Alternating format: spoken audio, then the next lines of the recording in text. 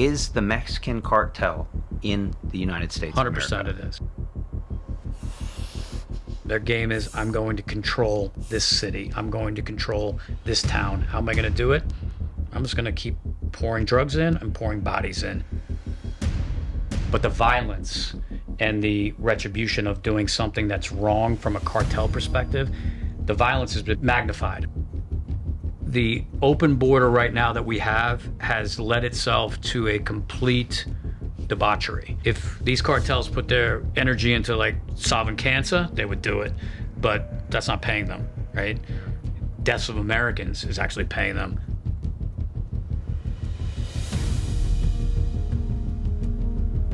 Chris, welcome to the show. Thank you for having me. I really look forward to doing this today. I think it'll be entertaining. I think I'm going to learn from you, to be perfectly honest with you. We'll find out. We will find out. We've been talking for a few weeks trying to get you on.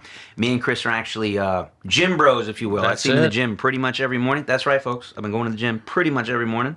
And anytime I'm there, Chris is there. That is a truism. That is a truism. Yeah. And we got to talking, and I don't know, there was like another retired law enforcement veteran was like, hey, you should probably go talk to Chris, who is retired federal law enforcement.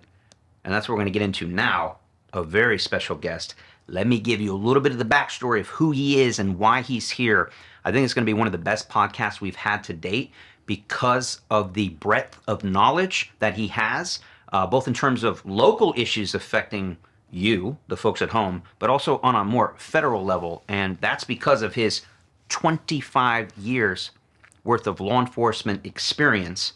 When you first started out at the age of 23 years old, you spent 4 years with the U.S. Customs Service, which was eventually merged into post 9/11/2001 with the Department of Homeland Security, where you spent another 21 years as an HSI agent, where you rose through the ranks, became a GS-14 group supervisor, and eventually a DSAC, a deputy special agent in charge, dealing with real serious investigations from really big narcotics cases, money laundering cases, human trafficking, child exploitation, gang investigation, and of course other immigration matters.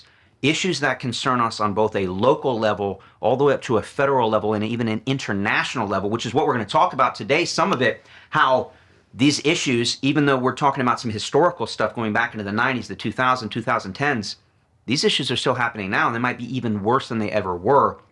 So we're going to talk about the southern border. We're going to talk about the Mexican cartels. We're going to talk about gangs on a local level. We're going to talk about law enforcement today. And it's just crazy, man. I just can't wait to get into this. So without further ado, Chris Healy, tell us a little bit about yourself, maybe where you were born and how'd you get into law enforcement? I'm just going to tell you right now, Garrett, I'm excited to be here today, but when you literally sat there and said the best guess, I don't know. I'm going to try the best I can, but we'll find out. Yeah, we will find out. But all bullshit aside, I appreciate the opportunity because the reason why I'm here today is because I see a lot of things that are going on today that I saw back in 97 when I started, and then in the 2000s, and then mid-2000s, and then the escalation of crime within the United States, not only from, to your point, a local level, but an entire level across the United States. And then we're impacted in the United States abroad, right? Because of obviously the influx of immigrants coming across the southwest border, narcotics coming across the southwest border. The border, when I was down there in 97, has changed a lot, a whole lot. There was a difference of mentality. But I would like to just how did I get into law enforcement? Like why do I sat there and I was like, you know what, what do I want to do with my life, right? So I sit there and my dad, I call him my old man. My old man, he was in law enforcement. So I sat there and I said, you know what, I want to do that. Local? He was a Fed. Oh, he was a Fed as well. What agency? Same one that I got in on. Oh, yes, yeah. So, I mean, I'm just going to throw it out there right now. There wasn't any nepotism. Because you know what? I'll tell that story here in a couple of seconds. Because I thought I was going to a Cush location, my first duty station. Not so Cush. It started off in a different... Alaska? No, the Cush was San Diego, but I'll get to that here in a second. But all kidding aside, I sat there and I said, hey, how can I impact my community? How can I impact not only a community, but like make a difference? Because, you know, you sit there and you think from a holistic perspective and you go, you know what? I'd really like to go into something to make a difference. And then I was like, okay, and I'm a team guy. So when I say team, because I played athletics my entire life growing up, right? Mm-hmm. So then I was born in Boston, and then moved from Boston because I was born in Lawrence, Mass, and I still have a little bit of an accent, but I've been in the South too long, so I pretty much lost I parked the car in Harvard Yard. So now I'm no longer parking the car in Harvard Yard, but I'm in the South now, so I'm a big country music fan now, but regardless, so I sat there, so we moved from Lawrence, we moved to New York. I grew up on Long Island. I'm playing baseball. Then I was fortunate enough to go play baseball down in North Carolina at UNC Greensboro. So then I sit there, and this is where I'm going with the team thing, and I'm going with a purpose, right? So I enjoyed my time in college, had a great time. We had a great run. We were very successful as a baseball team, but it was that unity. It was a team thing. It was a mission thing. It was like there was an ultimate goal to get somewhere. So I always sat there and said, this is what I would like to do for the rest of my life. So I graduated college. I thought it was a great idea to go out to Kinston, North Carolina, and pick tobacco for about a week and a half, maybe 2 weeks. Yeah. But hey, listen, 21, you don't have any idea what the hell you're doing, right? So at 21, I'm sitting there. I'm like, I'm going to go out to Kinston. I'm going to go do some tobacco thing for a little bit. And then I'll never forget, my dad called me up and goes, what are you doing? And I sat there and I was like, was it like, what are you doing, loser? Or I think it was maybe a little elevated from loser. Oh, It might have been just a little bit higher. So I sat there and I was like, I get it. So come home, Northern Virginia is where I was living at the time. And I tried to get on with the state and locals. I tried to get on with the Virginia State Police. So I was in the hiring process with them. Mm-hmm. So then U.S. Customs has an opening, and everybody was either going to go to the southwest border or they were going to go to Puerto Rico. So got lucky to get picked up, boom, go down to the southwest border. But before the southwest border happened, because that was my first duty station, so you get these letters from the government, right? So you sit there and they say, hey, you know what? You're going to go to XYZ city, right? So I was supposed to go to San Ysidro. San Ysidro is right on the line with Tijuana. So I was going to go to that border city, but I could have lived in San Diego. So at the time, my wife now, we're dating. So I tell her, I said, listen, we're going to San Diego. Got real lucky. This is going to be great. And she's like, oh, I got some friends. They're in the Navy. They're out there in Coronado. And then I got some other friends. Their husbands are up at Pendleton. And I was like, all right, great. So we're going there. So that was my first letter. So then I get another letter. And the second letter says, change of duty station, Nogales, Arizona. So I'm like, Nogales, Arizona? Nogales, Arizona. You had to look that up on a map? Yeah. Oh, yeah. Back in our day, right? You're younger than me. So I'm literally sitting there just going, what do I got to do here? Never forget my old man's line. He sits there and goes, hey, figure it out. Go look up the Rand McNally. Rand McNally. Think about that, right? The old maps, The old right? maps, yeah. So I'm sitting there and I just go, all right, touche. I get it. So I look up the old Rand McNally. So I'm going, all right, kind of like San Diego, kind of like that. So I'm going, okay, Calexico, Yuma, Nogales. Keep going south. Yeah. So I'm like, all right, so we got Nogales right here, so which is Nogales is 60 miles south of Tucson. So I'm sitting there just going, all right, Nogales, okay, great. All right, sounds good. It's like the middle of nowhere desert. It's nowhere. It's nowhere of nowhere, right? So I sit there and go, hey, but you know what? Learning experience. I'll get to the learning experience here in a second. But again, I got my girlfriend at the You time. had to break the news to her. 100%. So You like cactuses, honey? it was even worse than that. So I literally sat there and I said, hey, the San Diego thing's really not going to work out. Are you good with Nogales? Where's that? I go, funny you should ask that question. I looked it up on the map. Here you go. It's right here. So then she sits there and she goes, wow. Ooh, well, okay, I'll give it a go. I'm like, all right, perfect. All right, so here we go. So then fast forward, like 2 months later, I'm like, you know what? I'm going to the academy, which is down in Brunswick, Georgia. So, let's get married. So go to movie theater. This is a really great, proposal. It's very romantic. I can tell already. Hugely romantic. So we said, yeah, let's go out to the thing. But before we even get to the movie theater, my brother sits there and goes, hey, you know what? Hey, this is my brother's fiancée. So I'm sitting there just going, dude, what are you doing? You're killing me right now. So then fast forward, and she's sitting there just going, what? So I was like, yeah, nothing. He doesn't know. He's a kid. He doesn't know anything. Oh, you lost me for a second. Your brother was that dumb to do that? Yes, I thought he your was. brother was saying he was introducing his own fiancée. He introduced your girlfriend, who has no idea you're going to propose to her, to someone else as your fiance. Correct. So, but the good thing here, though, is I think my brother might have been 9 at the time, maybe 10. So if he did have the wife at that time, God bless him. Okay, I mean, okay. but So I'll he's tell a you- young kid. He's a young kid, but I can tell you what, I mean, Couldn't keep a secret. Can you imagine being married at 9 or 10 years old? Oh boy, that'd be a good, God bless him. But regardless, I kid about that. So go to the movie theater. I sit there and I said, hey, so you want to get married real quick? What?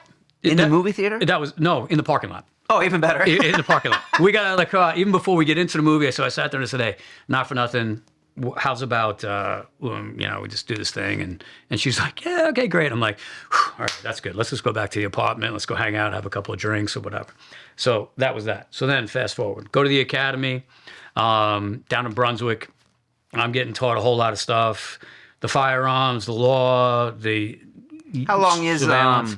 US Back in the day, it was 4 months. 4 months, all right. But now I think it's about 6 months. Okay. So I'm there 4 months. I'm 23 years old. I don't know my ass from my elbow. And it was a great learning experience for me.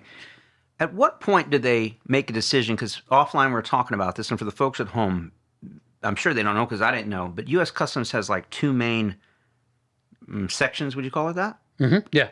And tell us about those 2 sections. In Customs, they used to have to this day, it's still the same thing. So basically, with U.S. Customs, there was an investigation side, the agent side, which what I was, and then there was the inspection side, what the inspectors are. Which is what a lot of us think of, like basically the people stamping your passport maybe, or making sure you don't have, you're not bringing in like fruits and vegetables from another country, stuff like that. 100% agree with you on that, but I will say this much about the inspectors, and I'll allude to it a little bit more when we talk about the inspectors I was able to work with in Nogales. Very sharp people. They knew the inner workings of reading people, day-to-day interactions with people, because they're interacting with people every day. Big volume. Think about the passengers that are coming off airplanes. Think about the cars that are coming across the southwest border or the northern border. You say like they're one of the first line of defense. 100%. Yes, they are. Yeah, so it's not to knock them down. But 100%, so I agree. so that you bring up some interesting points, because there could be, I'm sure we could have one of them on. They'd talk about the time they stopped the guy with who knows what strapped to his legs, or what they were sneaking in, whether it's money or dope or whatever. But so that's the inspection side. Inspection side. Yes. And then tell us about this other side. So the other side that I was on was the investigative side. So the investigative side is we're going to work larger scale cases. We would get referrals from the inspection side. So if you go down to the bridge, right, or we used to call them the port, right? But in other locations, they call them the bridge, especially in Texas, they call them the bridge. Those are the ports of entry, right? So cars are coming across. So the inspectors sit there, they bang a load down of 100 kilos of cocaine or X amount of pounds of meth or fentanyl or whatever it may be. Then I'm going to go down, I'm going to interview Garret. And I'm going to sit there and say, hey, listen, Garret, where are you going? What do you got? You want to do a controlled delivery? Right. Stuff of that nature. So that was their job. They also do a lot, like you said, there's a lot of currency that comes across both north and south of the border. So they're very integral in that part too. The other thing that they're integral, and you brought it up earlier, there was a seizure that was made when I first got on. It was, I want to say it was like 99, maybe 2000. It was in one of the Canadian ports of entry. The inspectors actually banged out a seizure of a guy coming in with a lot of explosives. So again, to your point, they are the first line of defense. Right, they're there all day, every day. So it's an integral part. But again, we got some referrals from them. So, but if we also sat there from an agent perspective, we also worked our cases off the border. By that I mean this.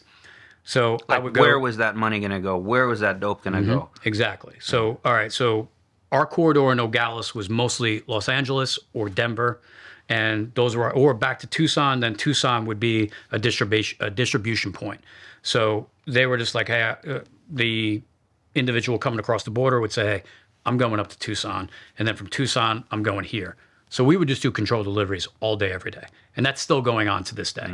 You brought it up earlier. You sat there and said things that were going on in 97, they're still going on here right now in 2024. So basically what an agent wants to do is they want to expand the network.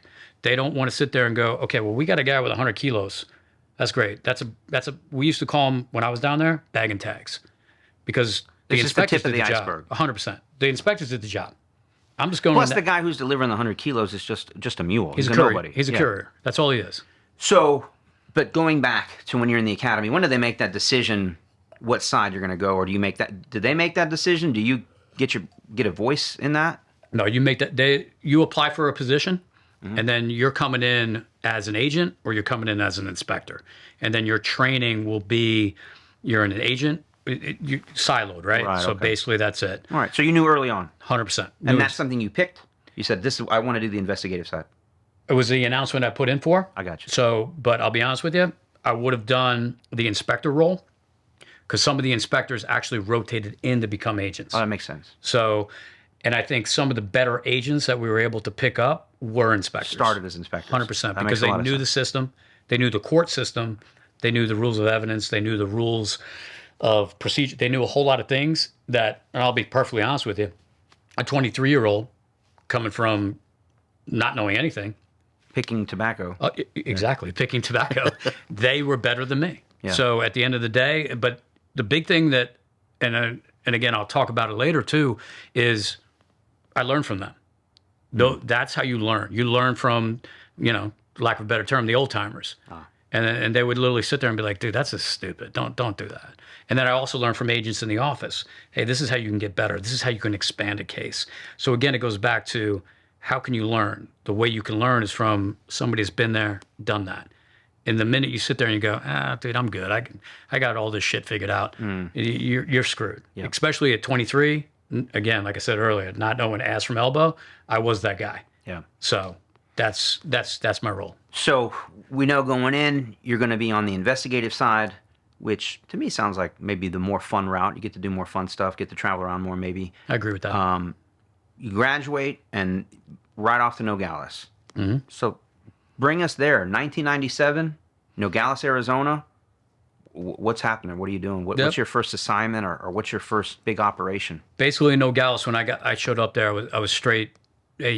Everything down there was narcotics. That was all we did was narcotics all day, every day.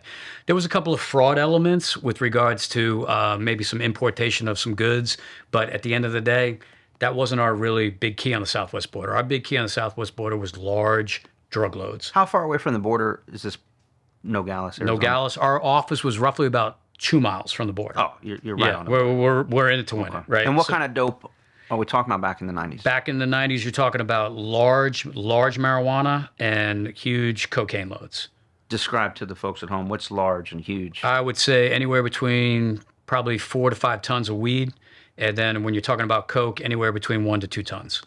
And those would always be commingled with produce, because Nogales is a big produce importation center, right? So you would see a lot of tractor trailers that would have commingled loads with produce. You would also see cars that were laden with narcotics with regards to false compartments in them. Now, those aren't going to be your bigger loads. That might be like 50 or 100 kilos. But if you're talking about sizable loads, and that's what our goal was as part of the task forces that I was in, we wanted to say, how can we build a network from Nogales? When I say Nogales, Arizona, that means Mexico, right? So basically, what was the cartel we were working with? Not just in Nogales, Arizona, but Nogales, Sonora. And Mexico. by working with, meaning more like better said, maybe working against her. Completely agree with you. Good terminology, 100%. Like, what were we investigating? What were we targeting, right? So those cartels were operating in and around Nogales, Sonora, Hermosillo, and then further into interior Mexico. So, but then we're like, okay, well, listen, this is great that we're knocking these loads down here, but can we take that to Tucson? Can we take it from Tucson to Denver? Can we take it from Denver to Chicago? Because that, at the end of the day, it's great knocking down loads, but you want to knock down a network. So that's where our goal was. The management that I had down in Nogales was very, very good. They were all about, hey, build your cases, build them out. Don't. Were you working with locals at the time? We were working with locals. We worked with the Santa Cruz County Sheriff's Office, which was in Santa Cruz County, which was one of the bigger counties in Arizona, right there in Nogales. And then we also worked with Nogales PD. So we work cohesively together. We work with DEA, work with FBI. We had a task force. It was called the Southern Border Initiative. SABI was the acronym we used.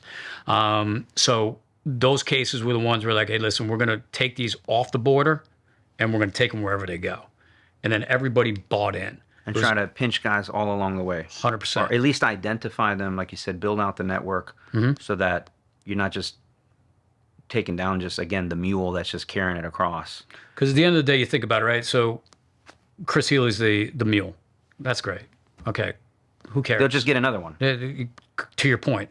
Because Chris Healy was getting paid $500 to take literally the load from the port of entry to a pizza place called Shakey's Pizza. That was the spot. That was a big drop spot in Nogales because you would come through the port of entry. Shout out to Shakey's Pizza. Exactly. Hey, you know what? If Shakey's Pizza is still in existence, it's a great place. I'm not gonna lie. Did a lot of surveillance nights there. So you literally would there, and then you would see the guy take the keys out of the ignition, put it on the tire. Yeah, exactly. Can you give us one case or any case? Like, so kind of walk us through from beginning to end.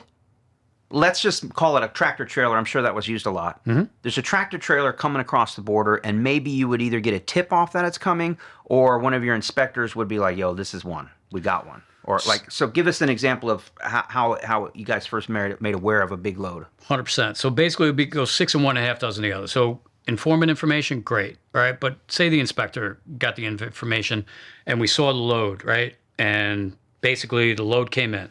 Inspector would go out, talk to the driver. Another inspector would go around, drill it. Oh, it hit on the drill. We got cocaine on here. Okay, boom. But not say anything to the driver. Not say anything. Hey, let it down the road. Let it go. But the big thing in Nogales is there's a huge port of entry, so there's trucks coming in. So it's delayed. So that's when they would sit there and be like, hey, we got one. Boom. We set up surveillance. So our office is right on a road called Mariposa Road. This is sad. I can remember these things because you do it a million times. So exit 4, but they were all in kilometers on I-19 southbound. So we get off of exit 4, Mariposa Road. Port of entry, you would go west, and you would see the truck come in. We would set up surveillance, right? A loose surveillance to tail this 18-wheeler to see where it goes. 100%. So would they ever get a GPS on it back then? Back then, didn't have it. Didn't have it. No, it was just straight eyeballs. Old school eyeballs. Here we go, right? And then, so where would these 18-wheelers generally go? So basically, they would come up. They would sometimes go. They would never go to Shakey's. Shakey's was like the cars, but the wow, I just said cars like I'm Hot Videos again. But so the trucks would just go straight up the highway. Okay. So basically, they just come straight up I-19. They hit Tucson. How long you got to trail these guys for? We trail them until it's over. Yeah. That's it. So basically, you would trail them to. One example is we trailed a truck one time from Nogales all the way to Houston. So think about that. How far is that? It's 3 days. God dang. So we're literally following a truck for 3 days. And you also don't really know how much dope is on it. You don't know how much dope is on it. So you might be following 1 kilo, or you might be following 2,000 kilos. Those are the blind ones.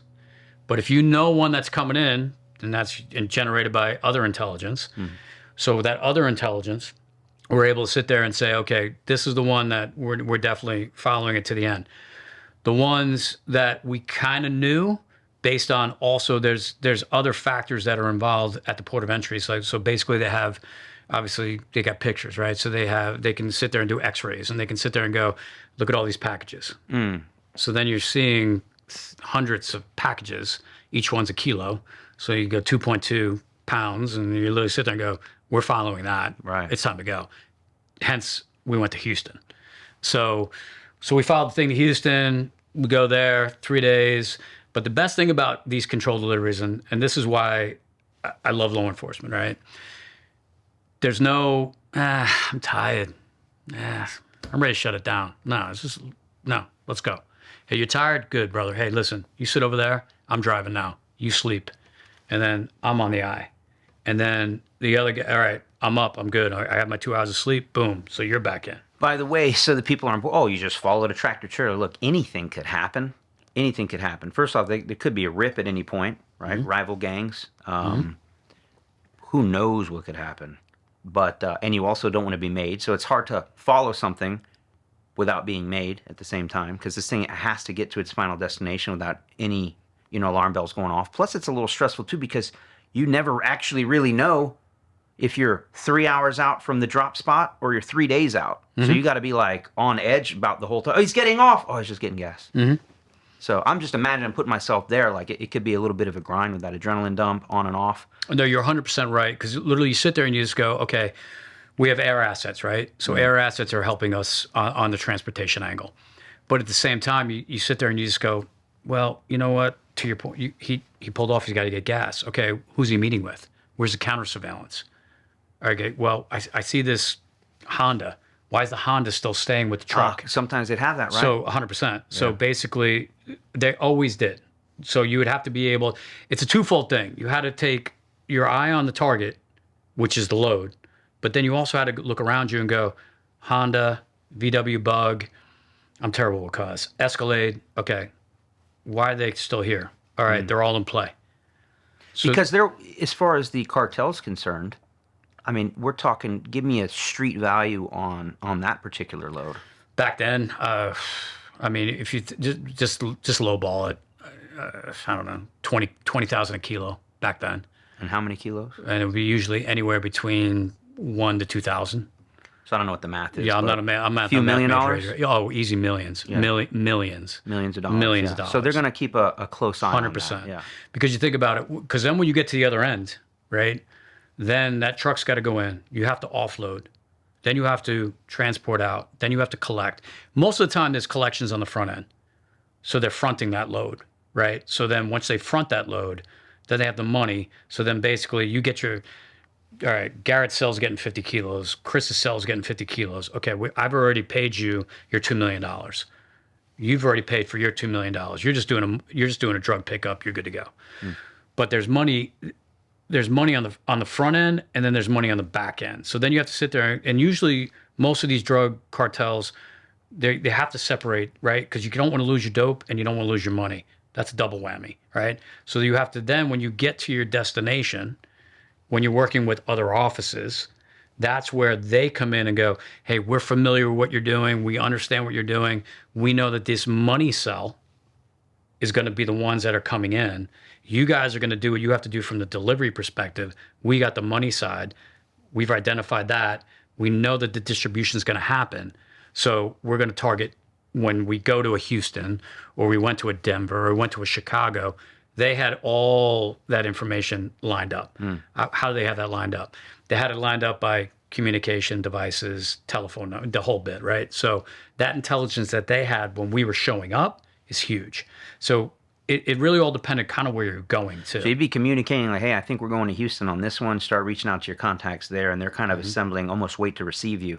And that's probably fairly last minute because they're like, I don't know if we're going to Houston or where we're going. Yes, and that's happened before, right? So you literally sit there and you're coming across, what was that, I-10, you go past El Paso, and then you're sitting there and you go, all right, we're still heading towards Houston. Made a left here. Hey, we're going up north. Maybe we're going to Dallas. And then suddenly we call it Houston because we based the Houston stuff information on what was in the bill of lading, right? So all the characteristics in there. So then we're sitting there just going, hey, well, the address is in Houston. Okay, well, let's not kid ourselves. Cartels aren't the most upstanding citizens, right? So they sat there and they were like, okay, oh, here we go. We're going to Dallas now. So then you have to pivot, right? Yeah. So then when you pivot, then you have to sit there and go, hey, who do I know in Dallas? I know Garret. Yeah. Hey man, we're coming. This we're is a few hours out. Yeah, or if that, or we're 20 minutes. Oof. Hey, you in or out? Yeah. And I got you. But the beauty of it is, good people there. Oh, you have people you can trust that aren't dirty. Number one. Number two, aren't so reckless that they're going to blow your cover. 3 days in, the last thing you need is when you make that phone call for them to bring like the whole cavalry with lights and sirens and spook the thing you've been trailing. So think about how deflating that would be. Oh, right? It'd be horrible. We literally sit there. We're dragging ass, like straight dragging ass. We're on 42 cups of coffee. I'm a big tobacco guy, so I'm literally on 45 dips, and I'm literally just like, oh, man, I just want to go to bed. I just want to sleep in a bed. That's all I want to do. I want to get out of this car seat. I want to sleep in a bed. And no disrespect, I just want to piss in a bathroom as opposed to a Gatorade jar. Yeah. Exactly. And we'll tell the folks at home, why is it always a Gatorade and not like a Zephyr Hills? And Zephyr Hills bottle might work for some guys, but... Exactly. Yeah, I was a Gatorade guy. So literally you sit there and you go, hey, you know what, not for nothing. But then once you drop that load off and you sit there and you give it to the Houston guys, you give it to the Dallas guys, you're like, all right, we're good. and then you just Go back and do the next one. let their well. The only good thing was, and I'll be honest with you, from being on the border, when you're on the border, it's kind of like California, Hotel California. You can check in, but you can't check out. So you're not getting transferred anytime soon. So they knew that we grinded, right? So we were like, hey, control delivery, control delivery, control delivery.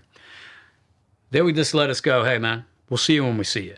Yeah. And that's, I think, a big benefit for people that get it, right? So, hey, once we dropped off, hey, you guys got the show. This is your hometown. I don't know First Street and Main Street in downtown Dallas. I don't know the industrial parks in Houston. Here you go, boys. Good luck. Let us know if you need anything. We're going to the bar.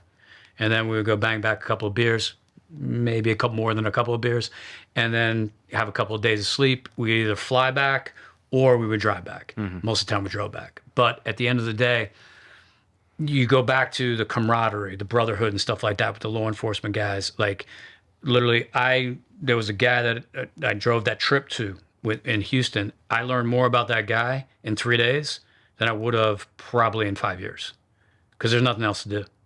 Just think about just driving down the highway, looking 3 at days straight, yeah. a tractor trailer, Escalade, a VW Bug, and a Honda. 1, 2, 3, 1, 2, 3, 1. So, what do you got going on? Okay, good. Okay. So, what your kids do?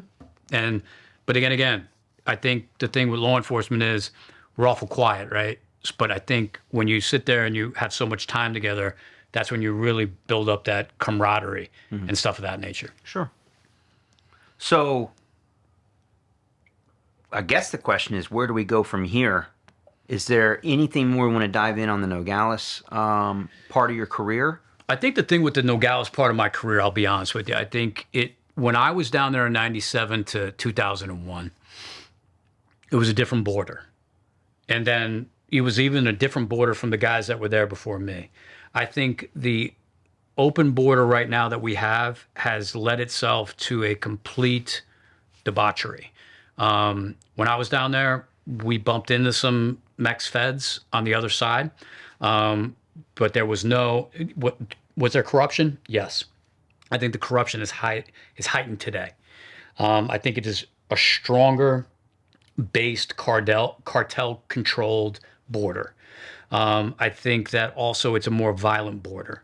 I think there is more stacking up, not only of narcotics loads, but there's more stacking up of human trafficking loads. There's more people coming in through the southwest border today than there was obviously back in 1997 through 2001. I think there's basically additional nationalities of people coming through the southwest border, be it Chinese, be it Middle Easterners, be it interior countries within Central and South America, to include Venezuela. And Venezuela, and I think we should explore that later in the conversation, the impact of those criminal organizations that are unloading their criminals into the United States. I think the border today is more porous. I think that it was a little bit more controlled back then. And I appreciate all of that. And by when you say more porous, are we talking by a factor of 2 or a factor of 10 or a factor of 100?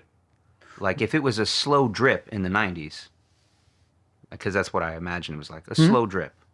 Right? We had to worry about big amounts of weed and coke. Now we have fentanyl. Now we have entire truckloads of bodies. Now we have entire caravans of people coming across.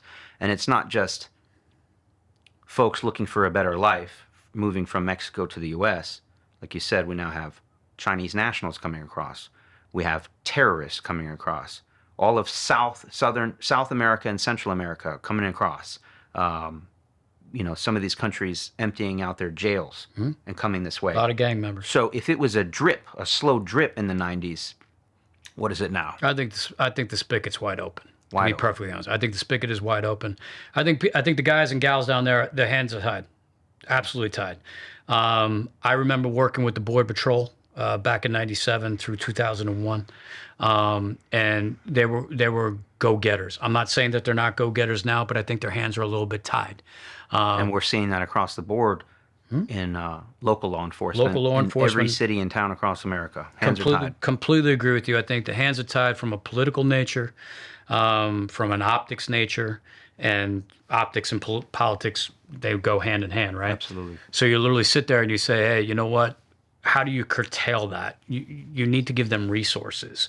But when you don't give them resources, that's not going to, or you give them a different mandate, that's not going to let them do their job. So then it goes back to the focus of, or the premise of, they're handcuffed and they're not being able to do their job, which again is letting in, like you said earlier, numerous individuals that want to do harm to the United States. But again, the fentanyl epidemic that is in this country right now is through the roof. And that fentanyl is pouring across the United States, pouring into the United States, I should say. And what would you say, when we talked about this too, in the same topic, because it's not just more, but it's not just, again, it's, if we're using this example of just water, before it was a drip of water, now it's an open faucet of just everything. And it's like a poisonous water, if you will. And I guess what I'm trying to say too is, how would you describe the strength of the Mexican cartels in and around the border, both sides of the border, both in Mexico and the U.S., back in 97? The cartels existed, but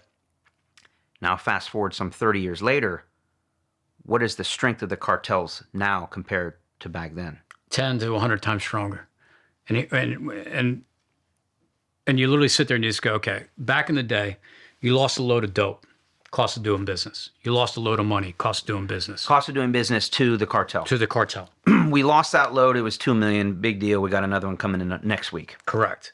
But now you have people hanging from bridges down in Juarez, in Nogales, Sonora, with their heads cut off. And I know it's probably been going on for another 5 to 10 years prior to our conversation here today. But the violence and the retribution of doing something that's wrong from a cartel perspective, the violence has been magnified, I should say, numerous times over. And then from the interior side, they are trying to take over the United States. There is a numerous influx of criminal aliens that are coming into this country that are not only, I can go down to, the poorest girl in Athens, Georgia, that was killed, and numerous examples of individuals that were killed by illegal aliens. But at the same time, you also look at, okay, well, they're taking over apartment complexes, they're taking over towns, they're impeding on the natural lives and day-to-day lives of United States citizens. So to answer your question, I believe that it is 10 times at the very low level. It is a very, very impactful and violent border. And that is not only happening on the border, but it's happening on the interior. And that's what I really wanted to zero on, because someone listening to this will be like, what do I care about the Mexican cartel down in Juarez? Can we say it a different way? Is the Mexican cartel in the United States? 100% it is. All the cartels, because if you think about it, the cartels are in the United States, because you have to have command and control elements within the United States to control distribution, to watch the flow of your dope, your product, and your collection money. of funds. And think about the collection of funds. That's huge, right? So how do they get the money back? It's either going to be bulk currency, or they're going to use the United States financial system, which if you use the United States financial system, then you're actually lessening the United States financial system. So you have the development of shell companies. You have the development of numerous entities that are used to facilitate the transactions and the movement of money. That could be a money service business. That could be a business that is just generated for the sole use of a shell company to move money back down to produce additional narcotics, which is killing United States citizens and then killing others that are trying to interdict it, police officers. So if you look at it, the infiltration of cartels in the United States is happening. Where is it happening? It's happening in major metropolitan areas and the suburbs as well. When I was working in Atlanta, there was certain suburbs in Atlanta that you knew if you wanted to go make a narcotics case, I would go to this town. I knew where I had to go because I knew the cartel was there. Chicago, case in point, Colorado. You sit there and you go, oh, well, Denver, nice town, it's great. Okay, go to the suburbs. Go to Aurora. Arroyo. So if you go to Arroyo, I mean, you have Venezuelan gang members taking over apartment complexes. So when you have a porous southwest border, that's a problem. And not only is the criminal element coming in, the narcotics are coming in, but what's going back down south? The currency to start the process again. So it's just a revolving door. Until something is done to stop that and to let the men and women that are working these types of cases and to enforcing that border untie those handcuffs, you got problems. I think it's very scary times we live in, because in the 90s it was a border problem. And now it's, just to summarize, it's like this could be happening in your backyard, whether you're in Denver, Colorado, Aurora, Colorado, inside Atlanta, outside Atlanta, here in Charlotte, New York, New Jersey. Where does it end? Because they've got their tentacles all around us, and it's not a matter of if, it's just when you might, as a regular everyday U.S. citizen, or you as an everyday law enforcement officer, stumble upon a dope deal that's happening in Shady's Pizza Spot or whatever it was, or getting your apartment door kicked in by a Venezuelan gang, or you get caught in the middle of some narcos doing a gun battle. I mean, we've seen those TikTok videos of Mexican cartel members driving down U.S. interstates, fully loaded, probably like a trail vehicle, or I don't know what they're doing, but they got 50 caliber guns just sitting in the front passenger seat. Like, is this Mexico City, or is this Tucson, Arizona? I don't disagree with you. And by the time, I guess my concern is, and that's one of the biggest points of this podcast, is by the time the U.S. populace, like the general population, like gets caught up to speed on this, which like we're starting to now, it's like it's too late. It's too late. I don't know if it's too late, but we're really in a bad spot right now. Because now these beheadings that you're talking about, it's not just happening on the south end of the border anymore. It's happening in border towns, and it could happen in a town near you. It's just unbelievable how we've gotten to this point. I don't disagree with you. And you sit there and having worked in numerous cities across the country, and you look at, like when I was up in New York, New Jersey, and I was just mostly working money laundering cases in El Dorado Task Force. And that was more money movement back south. I didn't really have too much exposure to drugs up there because the drugs have already been distributed. So I was working in the money laundering aspect of it. That was more of a business transaction, right? So then I go to headquarters and I do my time there, and we'll talk about that more and how that impacted. I believe, I feel as if my time there, it was a service to the military guys and gals that were overseas, but we'll talk on that later. But at the same time, then I get back down to Atlanta, and I'm part of the David Wilhelm Strike Force. And I look at where we worked at and the surveillances that we did, and it went. I felt as if I was back in Nogales. So then you think about it. I'm in Atlanta. I'm in Gwinnett County. I'm pretty in Fulton far from County, the border. 100%. And that's still going on today. I still talk to the guys and gals I used to work with in Homeland Security, DEA, and FBI. They're doing the same exact stuff that I was doing when I was there at that strike force. Strike force is still in play. It is very, very successful because it hasn't stopped. It's still ongoing. But on the scale, when I was there was a decent amount of narcotics. We're talking, again, ton loads coming in, millions of dollars coming through. But we're talking just times that by 2 or 3. And then the other thing is it's expanding out of Fulton, Gwinnett, DeKalb. It is keep going out and out and out. So now you're getting into municipalities in which people just never thought that, to your point, when you sit there and you go, oh, well, that's a border problem. No, it's not. It is a problem in the United States. Back to my point earlier, when you say porous, it's porous because everybody's coming in and then dispersing out. And am I saying that all these illegal aliens are criminals? No, I'm not. But there's a good population of them. 1% of them are bad. And I don't disagree with you on that point. Even if just 1%. Don't disagree That's with a lot. you. 100% agree with you. So you literally sit there and you just go, hey, not for nothing, something needs to be done. When you're literally talking about Athens, Georgia, the girl that her name escapes me, and I'm unfortunate that it does, but Athens, Georgia is a college town. It's a small town in Athens, in Georgia. So you're looking at that kind of activity in a small town. You look at Aurora. I mean, that's a suburb outside of Denver. That's a small Nice place town. to raise your kids. 100%. Not anymore. It's impacting the day-to-day operations of U.S. citizens who are just trying to do their thing. I just want to go to work. I just want to raise my kids. You know what? At the end of the day, I just want to take my kids to school. That's it. My kids just want to learn. But that's not an option anymore. I believe that there is a huge problem with the influx of narcotics, cartel members. It is systemic, in my eyes, across the entire U.S. Unbelievable, man. Well, you know what? I think now's the perfect time to take a short break. When we get back, we're going to go ahead and talk about, moving on from Nogales, New York, New Jersey, Atlanta, and dive into some of the more details to really paint a picture of the type of cases you were involved in and historically, and again, how that's relating to things that are still happening now, like you said, on a 2 to 3-fold level. We'll be back in just a minute. This podcast is brought to you by coffee. It's exactly what's needed to make this podcast happen. Now, the only way that I can afford to buy this coffee is if you help out by not only like, sharing, and subscribing, but I don't know if you know this or not, this podcast is fully funded by yours truly, fueled by coffee.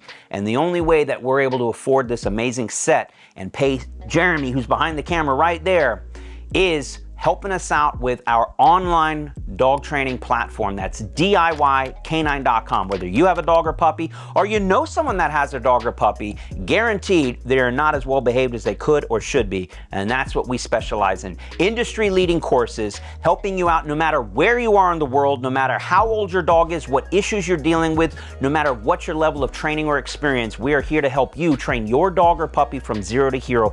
Absolutely guaranteed to help you get across the finish line. We have a 30-day money-back guarantee on all of our courses because they simply are the best and they are guaranteed to work as long as you put in a little bit of effort. Dog ain't gonna train itself. We already know that. Anyways, if you want to help support this channel, check us out, American Standard Dog Training, and again, DIYcanine.com, where we help you train your dog from the comfort of your home to be the best that it can be. Thank you so much. Now let's get back to the podcast. All right, we're back from the break, and you spent your 3 years in Nogales, Arizona, which, aside from seizing a lot of dope and a lot of money and watching these tractor trailers getting delivered all over the U.S., you eventually get promoted to group supervisor and find your way in Atlanta, Georgia, as a GS-14 and in charge of a strike force named after David Wilhelm. Can you tell us a little bit about that? Yeah, no problem. I tell you what, coming out of D.C. and when you do your headquarters tour, it's basically briefings on this, briefing on that, and it's boring as shit, to be perfectly honest with you. So you're basically walking around with a manila folder. So I was excited to get down to Atlanta. Like literally, I was like, hey, let's go. So I was fortunate enough to work for within the David Wilhelm Strike Force, right? So my boss over basically the way the strike forces work, and I think now there's like 10 or 12 across the U.S., but back then I think there was like 6 or 8. But I worked for a guy named Steve Murphy, and Steve was the ASAC with DEA over the entire strike force. And so for the folks at home, what's an ASAC? ASAC is an assistant special agent in charge. He was with DEA. So you basically, for lack of a better word, like almost like the chief of police of that region, overseeing X number of agents underneath him for the DEA. Yes. Hundreds of agents maybe. And Steve actually oversaw the strike force, right? So okay. Within the strike force, there was a HSI group. There was 2 DEA groups. There was an FBI group. There was an IRS group. There was an ATF group. Wow. And then there was U.S. Marshal Service as well. But the best thing about Steve... Just like a HIDA? It was HIDA, but like HIDA on steroids. Oh, okay. So, because there was a HIDA in Atlanta too. Okay. So, and I will be honest with you, we kind of competed with the HIDA in Atlanta, and the strike force did. Sure. Who could do the pulling the biggest numbers? 100%. Catch the biggest fish. Exactly. Okay. So, but the big thing with Steve, and I don't know if everybody knows Steve's story, but Steve was a DEA agent for a long time. Steve went down to Bogota back when Escobar was running around the country, doing what he had to do and importing tons and tons of cocaine, money back down south, trying to be a political figure and then basically controlling the politics down in Colombia. So Steve was actually down there tracking Escobar. And so Steve was probably one of the better bosses that I had due to the fact of he was one of the more even keel guys. So, and we're going to get into a case that we worked on while I was in the strike force. My group had. But I get out of headquarters. I'm a new GS. I'm like, what can we do? What do we got going on? But the beauty of it was when I got down there was a case that was kind of like I always use like analogies of baseball. And it was like in the second inning, right? So Okay. it was a great case. And they were spinning up on a couple of phones and developing some sources and doing their things and surveillance every day. And we were just busy, right? So we were just rolling. It was great. So we would do a couple of drug rips here. We'd do a couple of money rips here. When I say drug rips, we're talking about 100, 200 kilos coming in from the southwest border into Atlanta. And then you would sit there and go, well, why is dope coming in from Brownsville, Texas, into Atlanta, Georgia? Well, it's coming into Atlanta, Georgia, because from Atlanta, it would hit Chicago. It would also hit New York. So we were the southeast hub. Would funnel down to Florida as well, which is kind of odd because you sit there and you go, well, Miami's a hub. Yeah, Miami's a hub for the port coming in, but from an interior perspective, we actually fed Miami some Mexican straight cartel dope from Atlanta back down to Miami. So Around what year is this? I got down to Atlanta in 2007. Okay. So 2007, 2009 is when this investigation was going, maybe 2010. Is this coke, heroin? It was a mix of coke and methamphetamine. Okay. So now, we spoke earlier about weed and coke, right? So now, early days, Nogales, we're sitting there with coke and weed. Now we're escalating to higher type of narcotics, right? There was some heroin mixed in, but not a whole lot of heroin. Fentanyl didn't exist yet. Fentanyl wasn't on the radar at that point.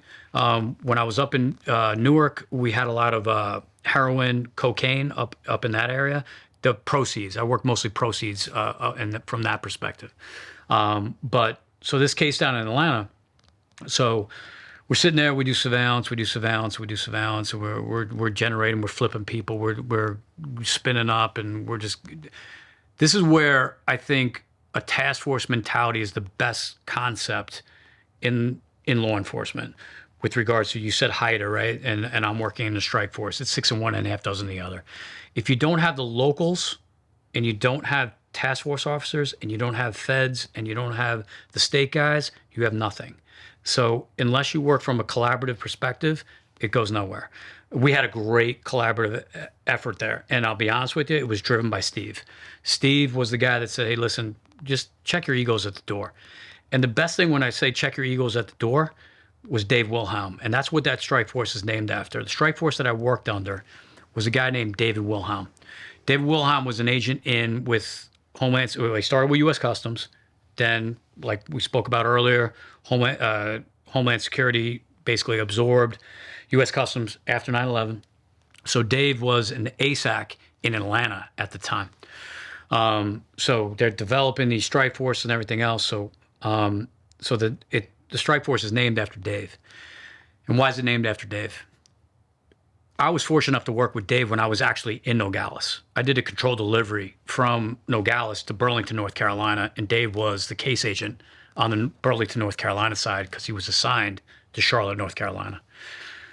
So basically, Dave, on that delivery, took care of it, did what he had to do in Burlington, and we kept in touch, right? So we went to conferences, we talked.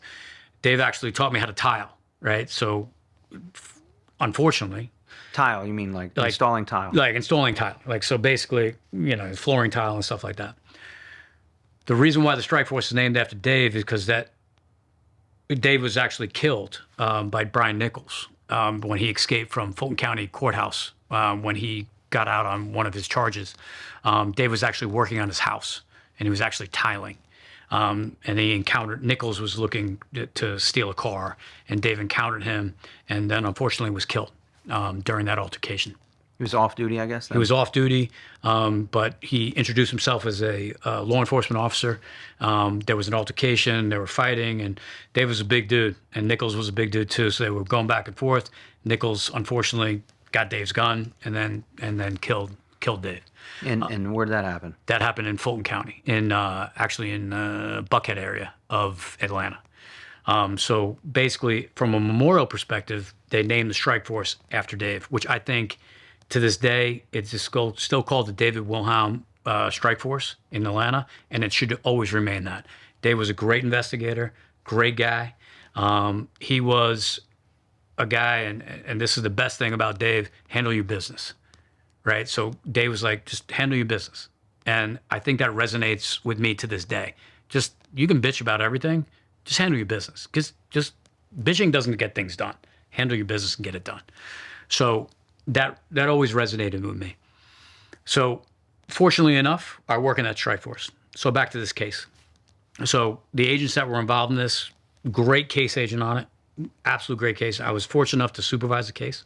The case agent was a HSI guy? HSI guy. Okay. Yep. And funny thing is, he probably a mammoth of a man. Like Physically? Like literally, I think he's about, I don't want to say his name, but he's like about 6'2", solid 250, and just shoulders out to next week, and played college football. So I met him the first time we were at a conference before I showed up in Atlanta, and shook his hand, and I'm like, dude, I don't want to have any problems with you, bro. So I'm looking forward to working with you, right? So we finally meet. We're doing surveillance one day. We're talking. I said, hey, dude, where are we going with this case? What do you want to do? And let's dive in just a little bit. Sure. You said by the time you get in there, it's this case is in early stages, the second inning, as you described. Can you tell us, like, even how we got to that point? Like a local level, a street level doper was maybe picked up by a local, or like, how did we even get turned on to this case? We turned on to this case by, they had already done a couple of seizures. When I say seizures, we're talking about anywhere between 200 and 300 kilos of coke. That's a lot. Yeah. So basically, they banged those kilos of coke out, and they made some significant money seizures as well. I'm talking roughly about like $9 million that was going back down to Mexico to, again. So we got some mid-level players already at this point. Mm-hmm. I mean, look, you're talking to a local guy, so when I hear 200 or 300 kilos, I'm like, that's pretty big. But from your perspective on more of the federal level, like, this is mid-level, would you say? Easy mid-level. Yeah, Right. 100% mid-level. So we got some guys, we got some money, we got some dope, but we also have some people now who are maybe facing some federal time. 100%, yes. And so it's for the folks at home to understand how these cases develop. Some people don't want to talk. Mm-hmm. Some of these folks probably have family down in Mexico, and if their families are at risk. But some of them flip. Some of them say, if you put me back out on the street, I'll let you know. I'll tell you about how this is whole work and where the money's coming from, where the dope's coming from, and go ahead and fill in the gaps. Is this kind of the stage of the game we're at? We got one or two guys that have flipped now and are going to work for you guys. Yeah, 100%. So the big thing there is we got folks that are involved in the transportation cell. And we also got folks that are involved in the money cell.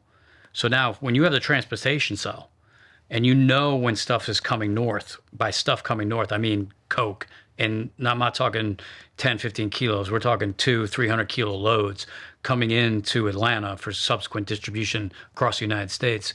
And then money that has already been fronted for those loads. And then also additional money after those load is sold off. Yeah. So it's like half up front, half upon, you know what I'm saying? Like half up front, half upon delivery. Yeah. And then other money that is made after the sale of that still needs to get back down south. So you have to sit there and go, okay, well, how's that going to happen? So we were able to, and the case agents and the agents involved in the case were able to identify money cells, transportation cells, and stash houses. And you guys are now up on a wire already at this point? Yeah, we're on wires, numerous wires. And when we sit there And I got to ask too, man, I'm just so inquisitive. Is a lot of this still Mexican nationals? Mm-hmm. Is there any other type of players involved at this point? Yeah, you had U.S. citizens as well, but with ties to family members down in Mexico. Okay. You had U.S. law enforcement on the southwest border that were also tied to the organization, working. Not in a good way. Not in a good way. Yeah. Not in a good way at all. The law enforcement on the southwest border were actually escorting loads of narcotics northbound and then money southbound. So, and again, not all of law enforcement. We're talking about 1, 2 handful of dirty cops? We had one. One. Okay. One. So we talk about, how law enforcement is, they're terrible, they're corrupt, they're doing, no. It's kind of like any other industry, right? There's bad apples in every industry. So when you literally sit there and you just go, oh, well, all cops are corrupt, all doctors are corrupt, all coaches are corrupt because, from a child exploitation kind of thing with a coach or something like that. No, that's not the perspective. It's the 1 out of 1,000, the 1 out of 10,000. Correct. But they exist. We're not hiding that fact. 100%. In this case, here's a case of one particular guy involved. Here's a shining example. Was he, and again, I don't know how much you can give out. This was He was a sheriff's officer. a deputy sheriff. Yep, deputy sheriff in South Texas. That was facilitating the delivery of both dope and the return of money, making sure it got safely across the border. Correct, and overseeing operations in and around the Atlanta area. Really? Yeah, so All the way from there. correct. So if something came in, that being a narcotics load, he would fly in, he would oversee the distribution of it, and then see the distribution of the money back and make sure that money get back south. So yes, Very involved. 100% involved to the nth degree, and thankfully, he's still in prison. Yeah. And at what inning did you find this part out? Well, we found that probably about the fourth or fifth inning, Okay. to be honest with you. And that definitely things escalate there when we have law enforcement involved. Yeah. No question about it. So you sit there and you just kind of take the totality of the case and where can we move the case and from a sensitive perspective, and how can we sit there and go, hey, you know what, not for nothing, like how can we still build out this network? We identified pretty much everywhere we had to identify, right?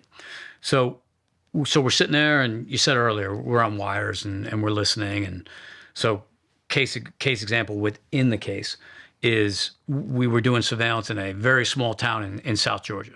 It's about south of the airport, probably about, 15, 20 miles. And so we're doing surveillance, and I start to laugh because I'll be honest with you, this was probably the funnest 3 days, maybe 4 days of my life. Okay. It was better than the driving of the truck out to Houston, I'll be honest with you. But so we're sitting there, and we hear on the, I've got some, they were using a lot of code, but we kind of figured out the code, and we knew what they were doing. They were moving money to a money house, and we already identified said money house. So we're sitting there, we're just going, okay, we know what's going on here. All right. So we set up surveillance. So we're doing surveillance, and we see the activity, and the funny thing is, it's a twofold thing. Everyone goes on vacation, right? So Even bad guys. even bad guys, and even case agents, even Okay. law enforcement goes on vacation. So the case agent is actually on vacation. His co-case agent is sitting there, and he's now running the show. And I'm sitting there as supervisor talking with him. What do you want to do? What do you want to do? So we hear the conversations going on, and we're seeing duffel bags being dropped off to couriers, from one courier to the next courier to stash house. So we're setting up on the stash house. So we got state and locals. They gear up. They go in on the ground. They got line of sight on the house. They're, they laid in for like 2 or 3 days because we were out there for 4. So the rest of us, right? And I feel bad for the guys that were in the ghillie suits. Literally. Oh, I don't mean to keep moving No, that's forward. fine. But they're literally guys in ghillie suits. Ghillie suits. Ghillie suits. Getting as close as they can to the house. Without going on the curtilage and violating all this other Fourth Amendment and everything else. So they're literally sitting there, and they got Getting line of eat up sight. by chiggers they're ticks fucked. and- They are fucked. They're literally sitting there, and they just keep hitting us like, are we doing this soon? Are we doing this soon? I'm like, dude, you'll be fine. Everything's good. We got information that another thing's coming. And then literally, we're talking bags upon bags upon bags, right? Wow. So we're sitting there, we're just going, okay, all right. And so for the folks at home, that's where you have to do as a GS or as the case agent, make a call as to like who you're taking down, when you're taking them down, when's the opportune time. Don't do it too soon. Don't do it too late. And I'm assuming that's kind of what's going on right now, because you're like, well, we could take it now, but there's only one load. We got another load coming. Mm-hmm. Because we knew stuff was coming in, stuff by narcotics was coming in, and we knew we were going to be able to take that off the streets, because you can't let dope walk, right? So you're like, I'm going to take that down. That was easy enough, right? But how do you kill an organization? You take their money, you take their assets, you take their fucking toys. So we were like, no. This is our main key right here. We're staying on this house right now. So the bird would go around every now and then, check it out. Hey, no movement. We're good. I'm like, good. Ghillie suit guys. Now, again, we're in South Georgia. It's middle of June. Oh, man. Hotter than fuck. So think about that, right? So we're sitting down there. And it's got to be probably hard to set up on them. I imagine it's fairly rural where you're at. Rural as shit. It was a farmhouse. Yes, it's like how close can you get in a rental car, or whatever you're driving? You're going to stick out like a sore thumb. Yeah, you're fucked. So basically, it was a dirt road, and what we did was we would drop them off early in the morning. They would come in, they would go, they would sit, and you guys in the ghillie suits would walk in. They would be there for 12-hour shifts, and they would just sit there, watch, and every now and then, every 30 minutes, hey, no activity, and then so there was no activity usually during the day, and at night. Boom, every activity would happen. By activity, I mean we would see the duffel bags coming in at a location we were watching 2 miles away, and then from 2 miles, they would drive to the house, and then from the house, they would start stacking money, right? So we'll get to where we knew what they were doing on the back end. So these poor bastards, these fucking ghillie suits, they would be like, we got activity, and they would just let us know what was going on. So we were sitting back. Now, us people that were not in the ghillie suits, we were playing wiffle ball. We were golfing, but we were golfing in the cemetery. Probably not the most religious thing to do, but we were sitting there just going, we got to fucking kill time somehow. So, like, what are we going to do? Because you're just sitting waiting. We're doing nothing. Like, literally just going, what are we doing? This is boring. God, this is boring. But it's at 1 or 2 seconds, right? Or 1 or 2 minutes that you have to immediately go into something. It's time. It's now. It's now, right? Yeah, we're going to take this car. Yes. Yeah. So, but we're sitting back. And you have to be out of sight. You can't have, however 20 agents there on this dirt road, position at the gas station. Yep. The locals would be made aware very quickly. So 100%. So you guys got to be close enough, but out of sight. So you're literally playing golf in a cemetery. Yes, we're playing golf, playing wiffle ball. Probably some of the best wiffle ball games I've ever played in my life. It was fun as shit. I'm not gonna lie. It was fucking awesome. So, and then there was a guy from DEA that was there. He played baseball actually at either Mississippi State or Ole Miss. Can't remember which. So we're sitting there, we're throwing and just going around and just dicking around. So then we're like, hey, dude, let's get, dude. All right, so you two against us two. And so the wiffle ball is now becoming like... It's like a tournament? Oh, 100%. It's a tournament all day. So we're literally doing a scratch sheet of, okay, well, you scored 3. Okay, we're good. And okay. So we had it was basically like a tournament of the 64 with the NCAA. So we had this little thing going on. So we're doing that. Poor bastards in the fucking ghillie suits. They're doing their thing. So we're listening to radio traffic. So we got the radios over here. We're doing surveillance and we're playing wiffle ball. And other guys are playing golf. And some other guys are, cooking out. So, yes. So yeah, it's like your own HSI DEA country club. 100%. That's what we were doing. You got to do what you got to do. You got to. The folks don't understand. It's like you are at the mercy of the drug dealer's clock, so to speak. Like, when are they going to deliver the dope? We call it doper time. You're on doper time. You're 100% on doper time. You describe doper time. Doper time is 2 to 3 in the morning time. Mm-hmm. So anywhere between 1 a.m. and maybe 6 a.m. is activity time. That's it. But you have to do surveillance 24/7 because then you sit there on the back end and go, how do you prosecute these people? Right. Who else is coming to the house? Who's the girlfriend coming in at such and such a time? Oh, here's the mother. Like you think maybe it's just the maid or whatever. No, she's the one kind of stealing or taking the duffel bag out you didn't even realize. Mm-hmm. So we got to keep eyes on this property the whole time. Plus, the other thing with doper time, correct me if I'm wrong, if you hear on the wire that the drop's going to be at 9 p.m., when is it really? 1 a.m. Yeah. 100% 1 a.m. So there's no... I will say the only difference in Mexican cartels and Colombian cartels are business people. If 1 p.m. is 1 p.m., it is 12:55. Nice. Which is awesome, right? For surveillance purposes, you know what's going to happen. But Mexican cartels, mañana. We'll get there when we get there. Yeah. So, fuck it. Don't really care. So that's why you guys got to play wiffle ball. That's we all I was have trying to play a whole lot of wiffle ball. A lot of wiffle ball. I think I still have a torn, whatever this thing is, Tommy John. I might need Tommy John surgery. I don't know. So we're doing surveillance. We're doing our thing. So we're on like day 2, day 3. So we're kind of contemplating. hit the house? Not hit the house. The reason why we didn't hit the house is because we were at a operational weakness point. Like if they had the upper hand, right? So I look at it from probably not from a firepower perspective, but from a tactical perspective. Just the location of the The house. location was higher, right? So they had line of sight of us down, and then we wouldn't have been able to get into the location that we could have controlled the situation. And you can't get in really quietly. You can't blend in. There's no way. Coming down a dirt road. It's only one way in, one way out. 100% agree with you. And we found out later, cameras everywhere.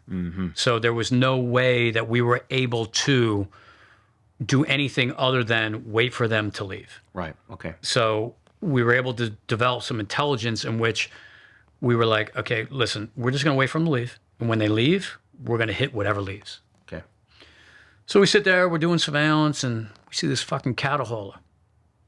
We're seeing a cattle hauler. What the fuck is this thing doing? Coming in? Coming in. No cattle for miles. There's no farms around here. And I'm trying to picture it like a big tractor trailer, but like Tractor open. trailer. Open. Think about cattle on a trailer you see on the highway, right? Right. Where it has top stacked with head of cattle, bottom stacked with head of cattle. Like bars and stuff. Bars, the whole bit, and it was two stacked, and you see the cows on the highway, and you look at them, and you kind of wave to them when you're driving past, and all that kind of shit, right? So anyway, so I'm sitting there, and I'm just like, what the fuck is this thing doing here? So I look at the case agent, I go, a co-case agent. I said, hey, he goes, that's fucked up. I go, yeah, it's fucked up. Ghillie suit guys, poor bastards that haven't had the opportunity to play wiffle ball, haven't had the opportunity to play pitch and putt. So I said, what are you guys seeing? Holy shit, there's a fucking cattle hauler coming in here at 100 miles an hour, and it basically almost flipped. Oh, wow. So they whip into this house, and so they come in, they whip around the yard. So I'm like, hey, air asset, what do you got? We got a guy, holy shit, they made marks all over the place. This is fucked up. They're backing into a place in the back. I'm like, all right. So they're loading up. Might be it, yeah. They're loading up. I said, we're good. Now I'm thinking they're loading up. We might be out of here in a couple hours, boys. Not so much. So this is like day 2, maybe day 2.5.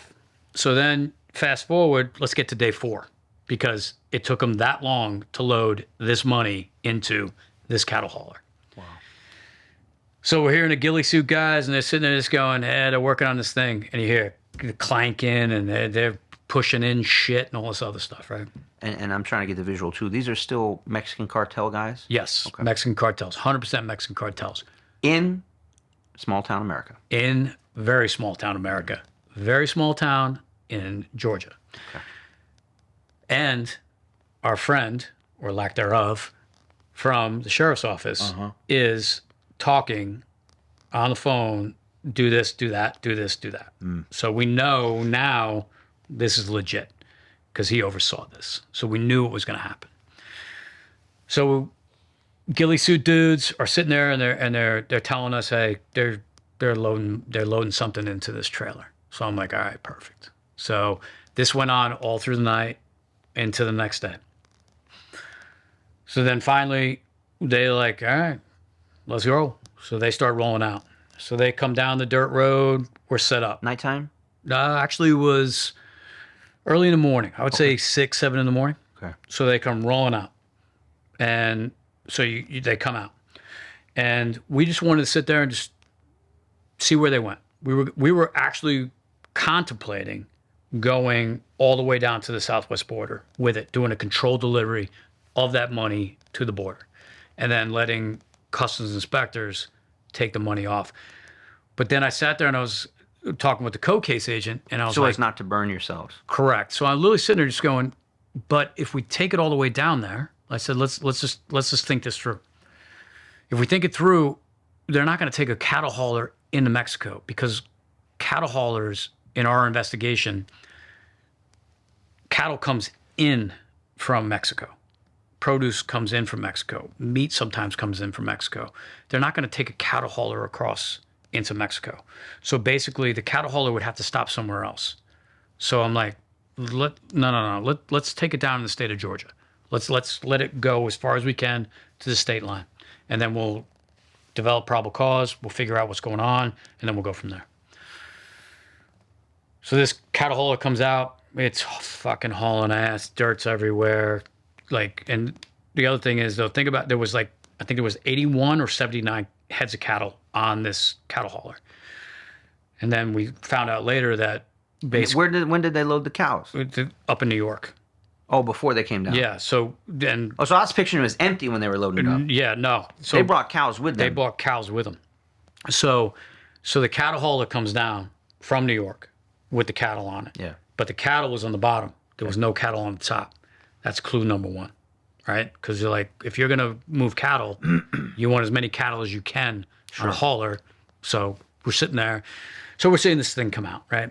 So we're all sitting up and we're at this gas station. I'll never forget this. This guy makes a wide turn at about, probably should have been doing it at 5 miles an hour, did it like 30. And the amount of shit from the cattle that's been on this thing after we found out for 9 days, literally just all went this way onto the street. So there's shit everywhere. So I'm literally sitting there, then we start surveillance, and I'm just going, oh my God, what the hell's going on here? I'm like, this is going to be a good one. This is going to be entertaining. So we start driving, and we follow this thing down, what was it, 85? I think it was Interstate 85, into a small town again in Georgia. So Georgia State Patrol comes in, we're working with them, and they develop their probable cause, and they figure it out, and they pull the car over. They start talking to the driver. Driver's like, what's up? And the guy's like, hey, dude, anything going on? And they do their thing, and the guy gives them consent to look into the cattle hauler. And this is the biggest thing. The trooper calls me up from the stop and goes, I don't think there's anything in here. There's shit everywhere. And I said, brother, I can tell you right now, there's something in that fucking truck. I said, just do me a favor, give it one more once over. I'm telling you right now, there's something in that fucking truck. And you guys can't go there because you'll burn the case. Because we're fucked at that point. We're trying to make this look like a regular, everyday side of the road traffic stop Straight for wall speeding off. or whatever. Straight wall off. Just we're not involved. So really counting on this trooper to 100%. So he's like, all right, brother, I'll do it one more time. I said, fucking thank you. So he goes back. He finds one screw, clean as shit, and sits there and goes, that's weird. Goes over, zip, pops the thing back, and a bundle of currency falls out. These two dudes that were from Reynosa, Mexico, literally went, oh, shit. They lost their shit. They were like, oh, fuck. They were fucked. They knew right then and there, screwed. So then he let all the cattle out, and then the cattle hadn't eaten in I don't know how many days. They almost ate him on the stop. Like literally, they were like, I want to eat something. So they're just eating. They're everywhere. They're like on the side of the road. They're eating grass from the middle of the road, side of the road, everywhere. Right? You just let them out. Yeah, they're on I-85. Like there's cattle on I-85. Couple of probably like 5-10 head of cattle out eating everything. So then he's like, all right, listen, get these cattle back on us. So they didn't know how to shoe the cattle back in. So, but he did. So he got them back in. Then he took them off to a side road. So then basically winches it again. So then they take the cattle all off, and then we take it over to one of the GSP troop spots down in South Georgia, and that's when we unload all the bolts that they had affixed to the trailer. So they crank all these things out, and then basically it was a winch. So it was a false compartment that ran the entire container of the trailer, which was what, 53 foot? I think 53 foot. It's like, so between the floor and the ceiling of the upper deck and the lower deck? Correct. Just filled with money. Filled with money. So basically, just picture that with a winch. So he starts cranking the winch. And the money's just falling Bundles, just coming out. Duct taped, everything's coming out. I mean, they really spent time putting this together. Oh, they did. Thanks to the ghillie suit guys, we knew exactly what was going on. Because they were the clanking, that's what they heard. Yeah. They were shoving money into that. They put thing. some money, clank it to put it deeper. Yep, exactly. So it's kind of like an ATM machine, minus you going in and punching in your 1, 2, 3, 4 How code. much money did you guys pull out of that? At the end of the day, it turned out to be $13.6 million. So it's one of the, I want to say it's still one of the largest money seizures by Georgia State Patrol to this day. But the funny thing is, so we sit there and, obviously we got to interview the drivers, right? So there's like, so I'm in there and we're doing the interview and I said, hey, listen to, what do you got? Nothing. I don't know what you're talking They about. don't know nothing about I nothing. don't know nothing about nothing. Because at the end of the day, they knew family members down in Mexico, number one. Number two, they'll do their time. They don't care. They're going to do their time. So they got indicted. They're still in prison to this day. But it was overseen by that sheriff's officer, that deputy sheriff. Dirty cop, yeah. Yep. So who we saw during surveillance at a convenience store, let's just call it a QT, right? The QTs around here. So literally we went in. I remember walking in, just going and getting the water, and saw him, saw the other two targets in the investigation during that event. So again, overseeing, right? So if you look at it from a command, Like close to where the car close to where the trailer was stopped. 2 miles away, one exit. Or just happened to be in the area. Yeah, it's amazing how a sheriff's deputy from South Texas is in South Georgia. Middle of nowhere, South Georgia, 2 miles away from where the traffic stop happens, where $13.6 million is recovered. Happens all the time, right? Yeah. And when you bumped into him in the gas station, that wasn't by accident, I'm assuming. That was what? I'm sorry. Was that It was because basically no, it wasn't by. We wanted to have eyes on, right? So basically, it's You like basically put him on the scene. eyes on, and then we knew that would corroborate for later on down the road with regards to. Well, I knew nothing about that. You didn't know anything about that. You saw there was 4 federal officers that saw you there at the gas station. What were you doing in South Georgia at that time? Right. Oh, And I'm sure the wire's going off right now. it's going nuts, People are going, yo, going crazy. $13.6 million, we just lost it. No question about it. Yeah. Yes, it Some, was. and someone's going to die for that, probably. People are dead. Yes, 100%. We heard that on the phone too. People were killed because of that. And that's where things get really dicey. From your end, you got a U.S. attorney overseeing this case and saying, "Hey, well, I don't want to spoil it, but when they start hearing on the wire that people are going to die or people are dying, it forces your hand. Like you can't just let this case continue on. It does force your hand if you can identify those people, right? But when you talk in code, you can't identify them, right? So, but at the end of the day, Especially if it's happened on the southern end, out of this country. 100%. So we the people that were killed, they were down south. We had no idea. Now the drivers, they were arrested that day, released, but then subsequently indicted, and then they were they weren't killed. The only reason why they weren't killed, they were family members of higher up people within the cartel. So that's the only reason why they were alive. In the U.S. Prison?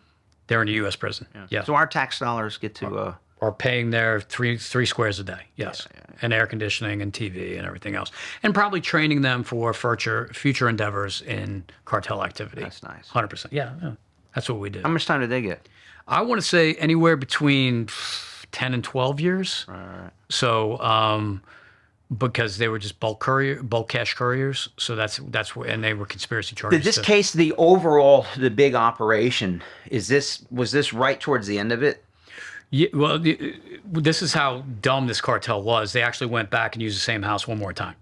They gave it a shot, and well, that's how good you guys did. You didn't burn yourselves there. Yeah, we got lucky. They used the house one more time for another $2 million. So we were able to get another $2 million out of them. That's awesome. But let's not kid ourselves. Sometimes we catch low hanging fruit. We're not talking about brain surgeons here. But hey, I don't care. So we took again. I go back to how do you impact organizations? You take their shit. Yeah. And that's the only way to really combat Which these cartel people. was this? I think, and again, it escapes me right now. I don't know. I don't want to sit there and say Sinaloa or Golfo. I don't know. But I remember Golfo was involved in our case, but that was, again, back in the 2007, 2009 era. But I know that Sinaloa is big now. CGNG is big now. But this was, I think, Golfo back then. So very interesting. Yeah, no, this is to our point. This is just kind of tying it all back in. This type of criminal activity could be happening in your backyard, anywhere in the country. You could have major kilo deals multi-million-dollar operations going on, and you just don't even know. Oh yeah, no. I mean, go to residential areas in suburbs in Atlanta, where literally we would hit a house in the same case. Seizures of significant amounts of cocaine. We're talking 100, 200 kilos of coke. Next to family, 3 kids. Regular suburban neighborhoods. Kids, suburban neighborhoods. Yeah. And again, though, we sit there and we say 2007, 2008, 2009. It's happening today. And again, It's happening today. on a much 100%. much bigger scale. With a harder narcotic, fentanyl. That's the big piece now. When you look at the More dope, worse dope, more money, more guns, more violence, Yes. more of an influx of these types of illegal immigrants that are overseeing these operations. That's very scary. Very. No, I agree. And the other thing is, and I know that there's studies being done, like you can just take a little pinch of fentanyl and then you could be killed and stuff like that. But just think about the amount of fentanyl that is coming into this country and pouring into these suburban neighborhoods, right? And inner city and even into rural America. It is every day, all day. Again, I go back to the thing I said earlier, porous border. Porous border, it's coming in. And the way that we know that the narcotics were coming in our case, they were commingled in numerous commodities. It could be produce, it could be furniture, it could have been ceramic pots commingled in there, secreted in there. So you think, if there's a will, there's a way. If these cartels put their energy into solving cancer, they would do it, but that's not paying them, right? Deaths of Americans is actually paying them based on the fentanyl that's coming into there, the criminal element that is coming into these countries because they're moving bodies into this country in a legal manner from numerous South American countries in which, from a gang perspective, they don't give a shit. They don't care. I got to get mine. And I know that my life expectancy as a gang member might be 5, 6, 7 years. I don't care. I'm going to have a great 5, 6, 7 years. Yeah. But I'm going to impact a whole society. And I'm going to decrease the economic and the social aspects in numerous cities, both big and large. It's just crazy that this conversation, what we're talking about, it hits on so many levels. There's the economic concern. There's the concern of just like that much fentanyl in your neighborhood. Like, well, who's using all that dope? Because they're just putting fentanyl in a little bit of everything. Everything seems to be getting laced with fentanyl now. So back in our day, if you wanted to, maybe you're 15, 16, 17 years old and you go to a party and someone says, hey, do you want to try some stuff? And maybe the worst thing that I would come across back in my day when I was a kid was pot, or maybe like the real bad kids were doing Xanax and alcohol, And you might have the very rare incident of someone maybe ODing on Xanax or getting in a bad car crash. Not good. Now, man, there's a chance your kid goes to a house party and there could be who knows what getting passed around. Completely agree with you. And my kids are older. One recently just graduated college. I got one still in college. And yes, it's happening. Like literally, hey, you know what? Weed. Hey, They could even have fentanyl in the weed. It could be laced. Yes, and that's happening. Yeah. 100% that's happening. And so whether your kid gets hooked on it or they OD right there. No, it's absolutely out of control. But again, it just goes back to, at the end of the day, I always sit there and go, cartels don't care. It's all about, I'm going to make money. Right. And that's why when I look at, El Chapo sitting in a Colorado prison, I think it's a great thing. Like literally, good for you. And now you're going to spend the rest of your time sitting there. But there's still cartels that are pouring this poison into our country, especially with regards to fentanyl. Fentanyl is huge right now. I mean, unfortunately. And isn't there even one coming along that's worse than fentanyl? I'll be honest with you, been out of the game a little bit, but I don't know. It's like an even more potent fentanyl. What's it, carfentanyl or something like that? Exactly, yeah. I think that's it. So basically, fentanyl wasn't bad enough. Yeah, exactly. Let's just heighten it a little bit. And we got officers accidentally ODing on fentanyl. Exactly. Police dogs, right? Because you're searching and it's like, if there's just a little residue gets inhaled, even these officers can, I don't know what the technical term for it is, but they're ODing. Yes. From just touching it. God forbid they breathe it in, and it can be very, very dangerous. Yeah, and you know what? I might have stayed at Holiday Inn Express every now and then, but what's that thing you stick in your leg? I don't know, like God. norepinephrine, like Yeah, a needle? epinephrine or something like that, Yeah. in which it counteracts it. Sure. But to your point, you have cops during the pullovers, doing search warrants in which they have to administer that so they'll live, Right. based on the fentanyl, carfentanol, Right. that is now, they're getting exposed to. You're talking about whatever it is that's counteracting the Correct. the Yes, drug. Yeah, exactly. Basically like adrenaline or something. I don't know what it is. I I'm don't know not what a it is. doctor, but Yeah. these fentanyl kits that now everyone has to carry. Yes, exactly. Yeah. The same So- stuff that's saving the addicts that are ODing and they're getting brought back to life. Sometimes once or twice a day. Yep, exactly.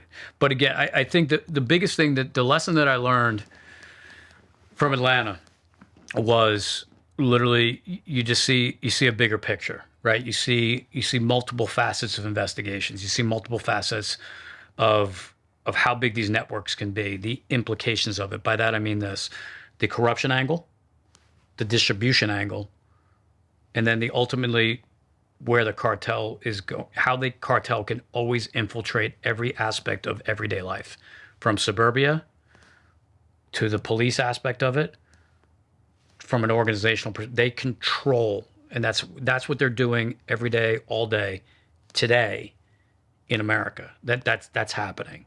So from a human trafficking perspective, to a narcotics perspective, trafficking, to anything and all, they control, and that's their game. Their game is, I'm going to control this city. I'm going to control this town. How am I going to do it? I'm just going to keep pouring drugs in and pouring bodies in to make sure that I control that town. Can you tell us? Can we go back just to tie a knot on this? Whatever happened with our dirty cop friend over there in whatever area that was? How did we finally? He was in South Texas, and he is still sitting in a prison right now. He did not cooperate.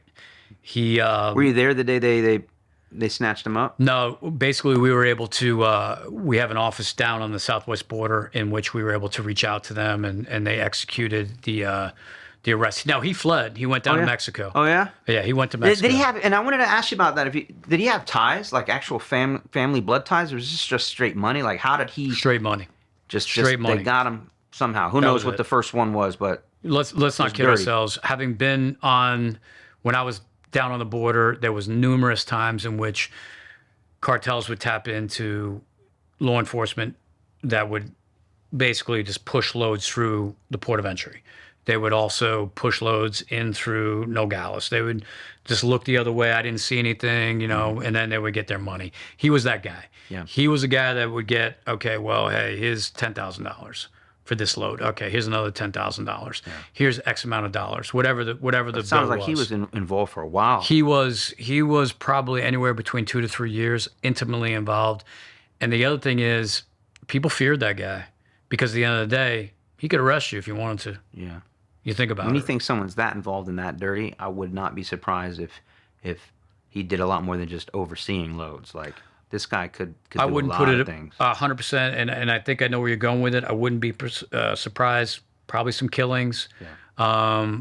100% controlled houses and locations in South Texas and in Atlanta. But yes, when you have that much visibility and control, then you're a go-to guy, and that's what they needed, and that's who he was. Yeah. Well, good job, man. Great case there. Many more like that happening right now. Guarantee It's you happening that. all day, every day. We're talking about that much money, that much dope. Where the money flows, it's pretty wild. Whether it's politicians that are dirty, police officers that are dirty. It's scary to see that all this is happening right underneath our nose sometimes. Yep, I agree. So I think we're coming up on another break now. When we get back, I think we're going to now bring it more present day and talk about, you have a nephew that's in law enforcement. And we're just going to get into it. Actually, and before we do too, there's also another thing we need to talk about is how you ended up in Charlotte. Because after your stint there in Atlanta, you came up to Charlotte, became a deputy special agent in charge, number 2 guy, overseeing the Carolinas. And now we're going to talk about, we've been talking about Mexican cartels, now we're going to talk about MS-13. And that's right, folks. MS-13 is here. Been here for a while. we dealt with them down in Miami. Mm-hmm. And my wife was just up here. We were talking. She's like, MS-13 in Charlotte? Like, yes, honey. Yes. They have tentacles. They're everywhere. Yeah. Yes. We'll be right back, and we'll talk about the tentacles of MS-13. This podcast is sponsored by DIYCanine.com, where we help you train your dog from zero to hero. We'll see you in the courses. All right, we are back, and now we're going to take it from Atlanta. At some point, you finish that operation in Atlanta, and we move on up to the Carolinas, in and around Charlotte.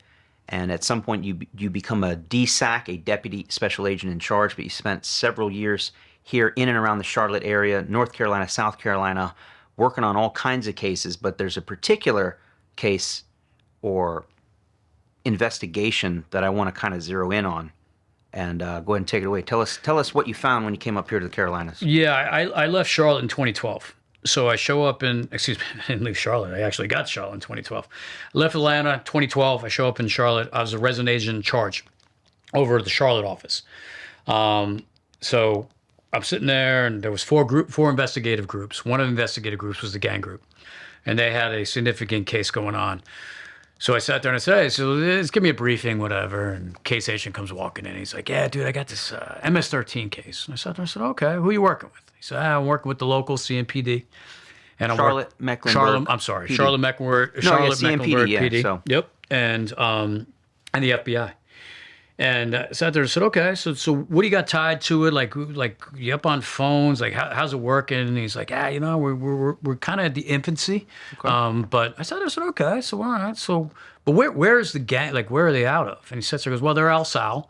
I said, well, what do you mean El Sal? He goes, well, El Salvadorian. I said, okay, so most of these folks we're talking illegal immigrants here? He's like 100%. Majority, if 90% of them are all illegal immigrants, and they're all concentrated in one side of the city. I said, okay, all right. So again, we go back to, we're talking about Charlotte.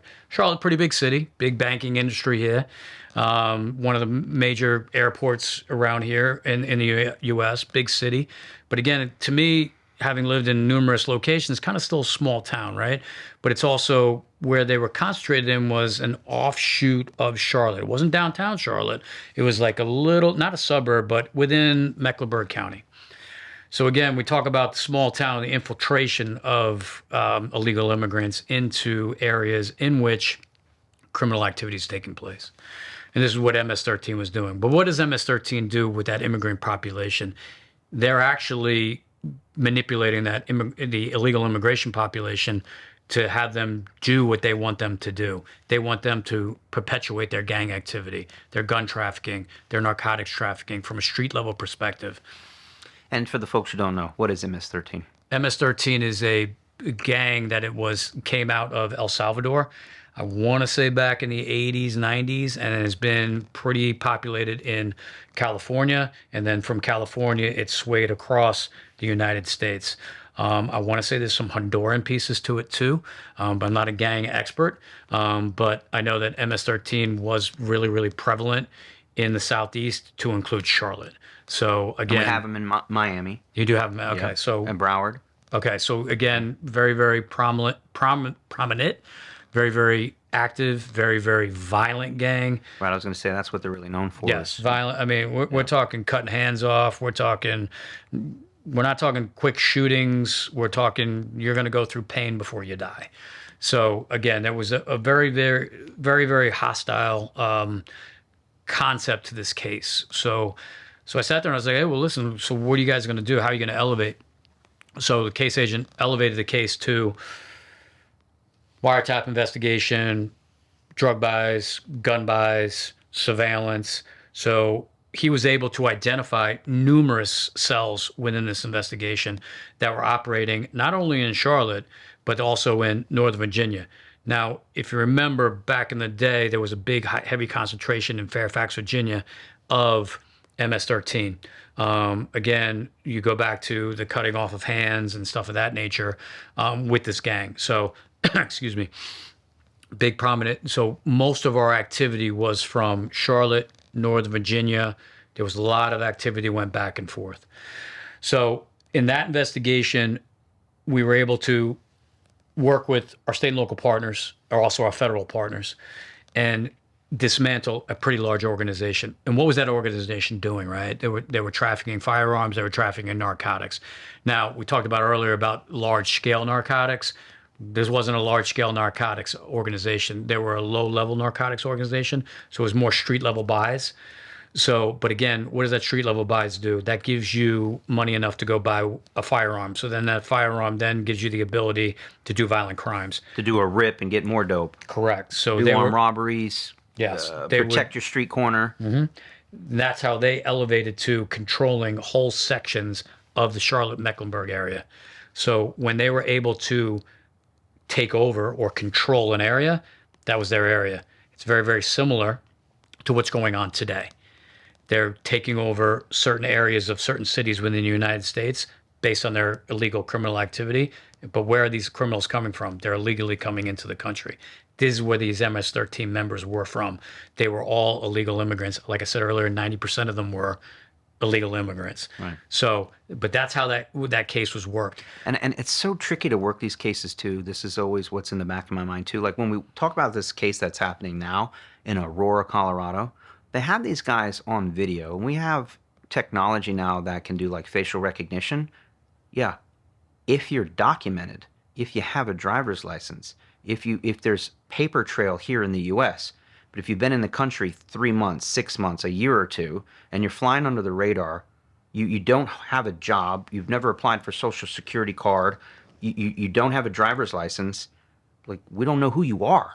100% agree with you. You're just a ghost. And then the other and thing, it makes it very difficult to work. agree with you. And then the other thing that was very, very prevalent in this investigation is the use of counterfeit identification. Right. It could be a passport. It could be a driver's license.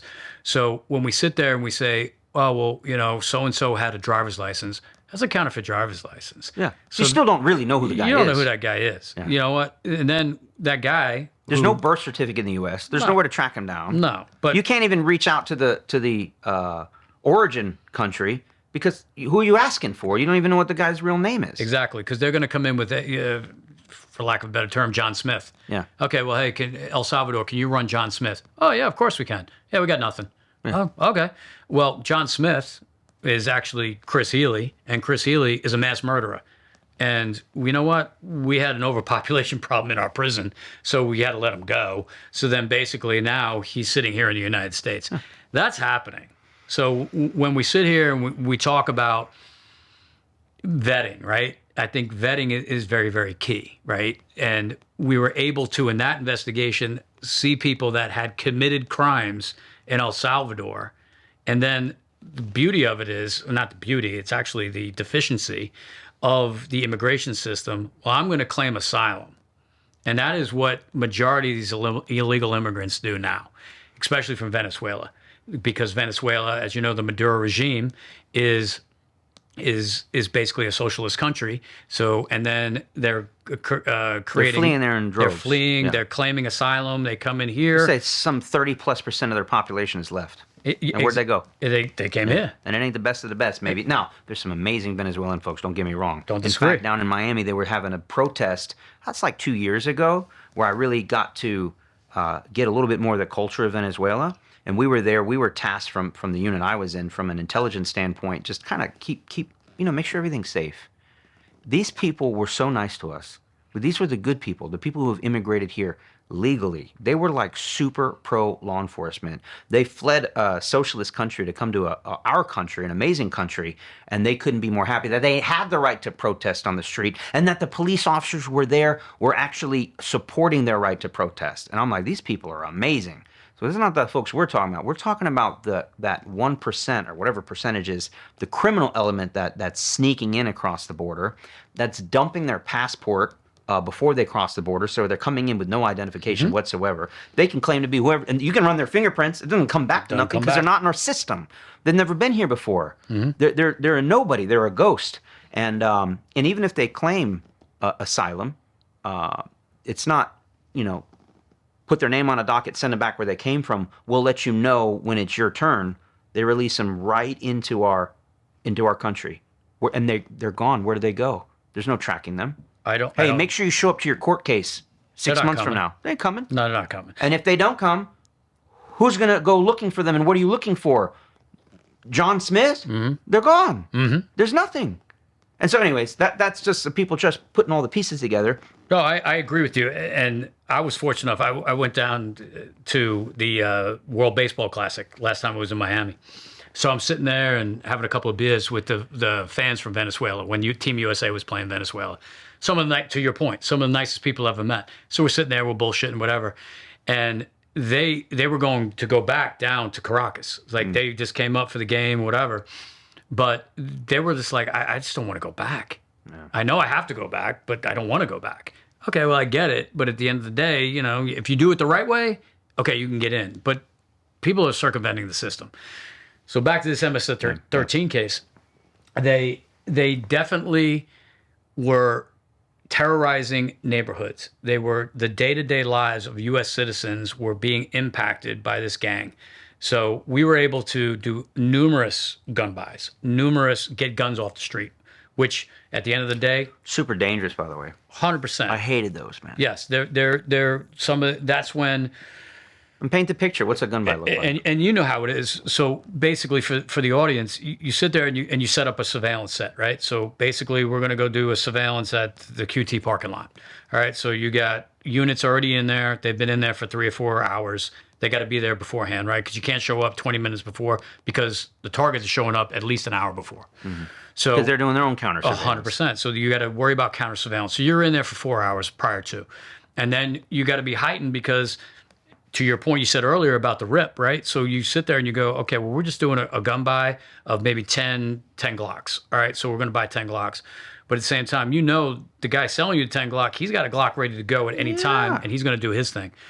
So you sit there and you're just like, okay, and then as the transaction's happening, that's the shitty part about it, right? Guns, money, same spot. That's terrible. With bad It's dudes bad. It's bad. who got nothing to lose. Nothing to lose. Yeah. Nothing. So they'll shoot their way out of anything because at the end of the day, I said it earlier, when you are a gang member, you're looking at a lifespan of what, 5 to 7 years? And that's lucky. That's pretty long in the gang world. So at the end of the day, like every time we did one of those, there was numerous surveillance units. You guys using undercover, CIs, both? We use both. There's just nothing worse, man. I hated overseeing those operations where you got to send in one of your own people, who, for the people who don't understand, posing as a criminal, posing as someone who wants to purchase an illegal firearm, to buy that illegal firearm or firearms for oftentimes above like street value, right? Because you say, well, why don't they just go into a gun store and buy a Glock?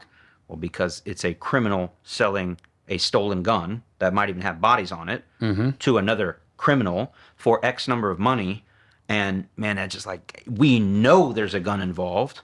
This is not like a polite dealing of, like you said, how the Colombians might do their business with Correct. No. briefcases exchanging hands in a parking lot. Yeah. This is gang members, street level gang members. And I just like, man, please let us get through this operation, please, because if it goes bad, it's going to go ugly. Don't disagree with you. And having done undercover work out in Arizona, those are some of the most stressful moments of my life. Like literally, you go to the hotel room, you do the drug deal, and you were just like, just let me get out of this hotel. I just want to get out of this hotel. And from the law enforcement side of the house, you're literally sitting there and you're just going. And when I was out in Arizona, I had just had my kid.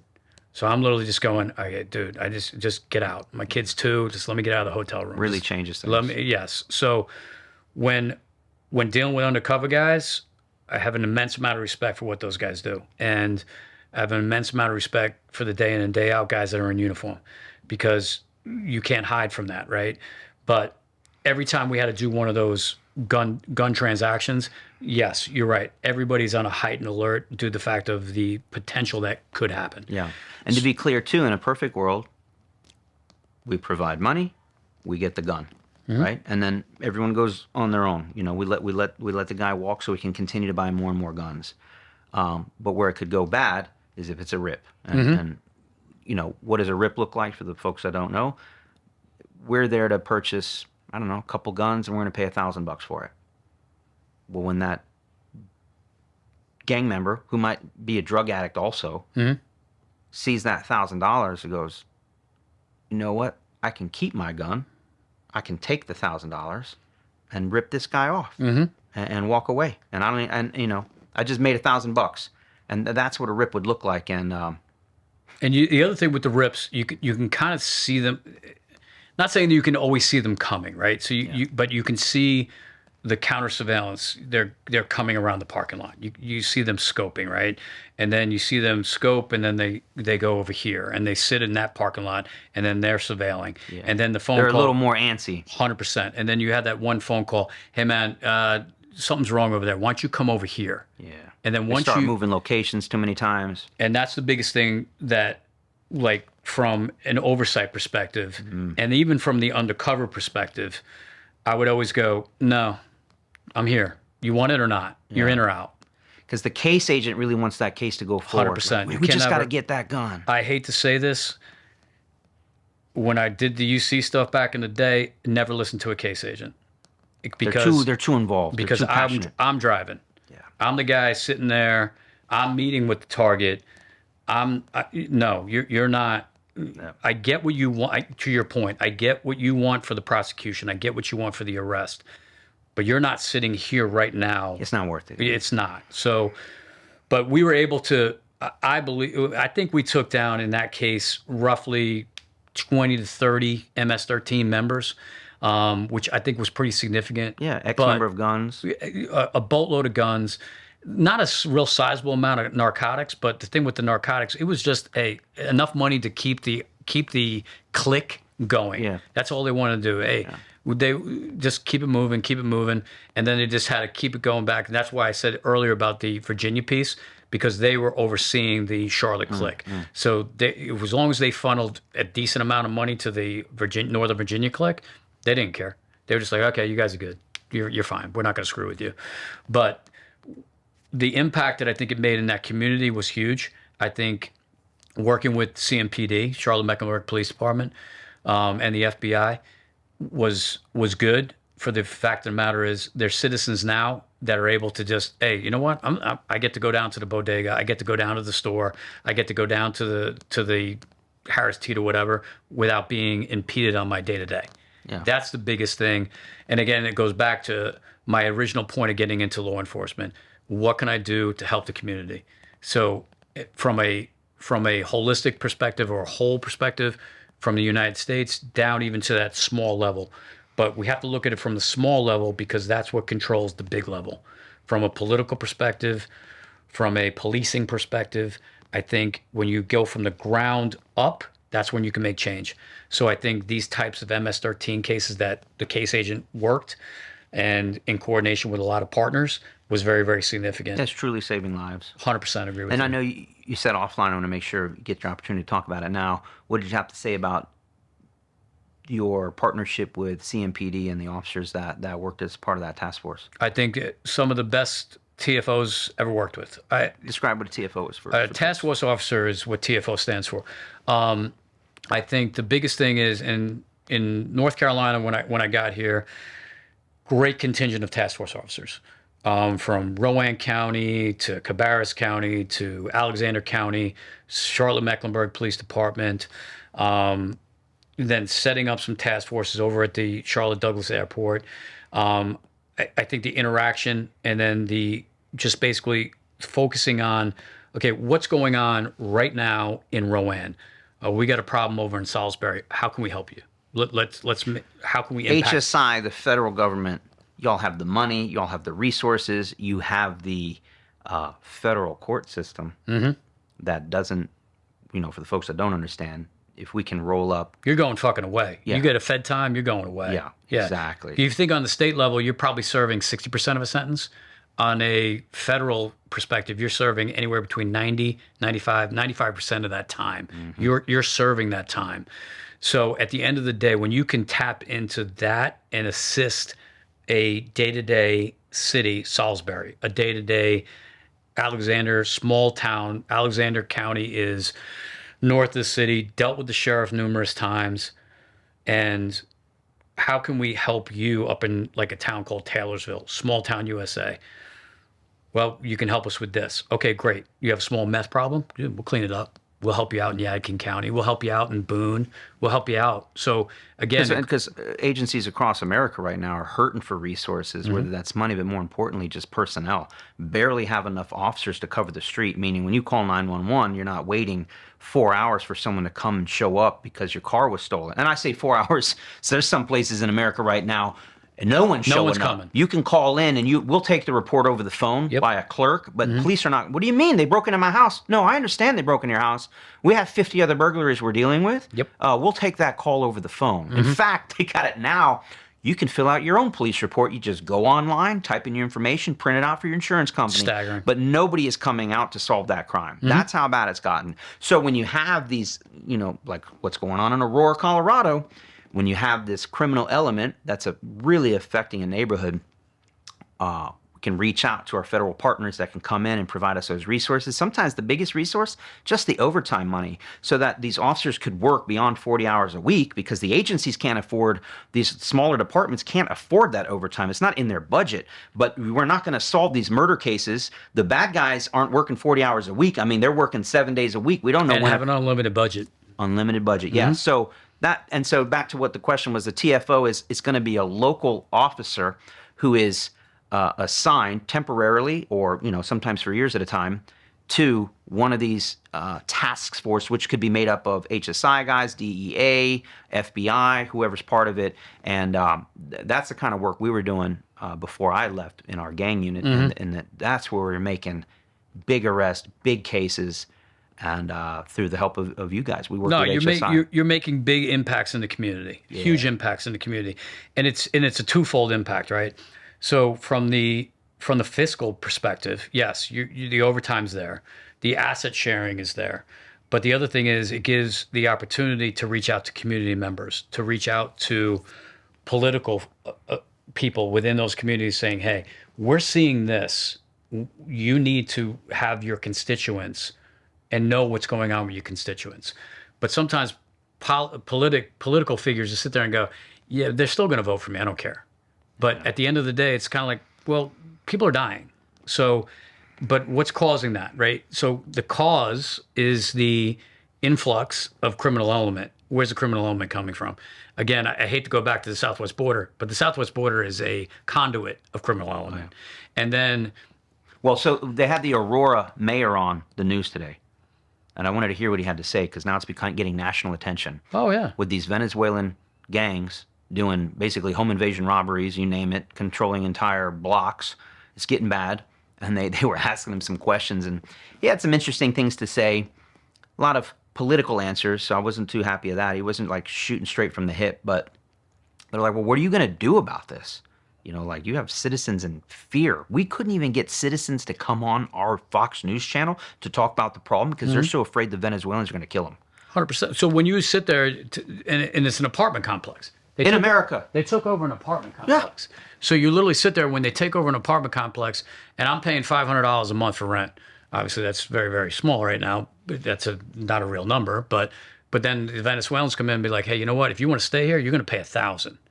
And well, you'll have our protection. Exactly. But no, the guy who's the landlord, well, the landlord's not the landlord. I'm the landlord. Yeah. That's a problem.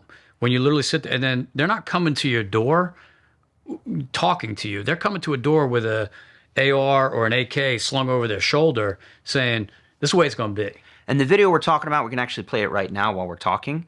It's 4 or 5 men, middle of the day, walking up like nothing. There's 2 rifles involved. Everyone has a handgun, and they basically just do a home invasion. Yep. I don't know if it's dope related or, like you said, extortion related, but they're enforcing their law. Like they're basically hitting it like they're the SWAT team. They're the sheriff of this apartment building, and nothing. Yeah, like no. this is. They're not even worried about it. I call it the Wild Wild West. Yes. That's exactly what we're living in right now. We're living in a Wild Wild West mentality based on what's coming in to this country. And that's a huge problem. And it's not going to get any better until a federal entity assists the state entity with taking this element off the street. Yeah. Until that happens, nothing's going to change.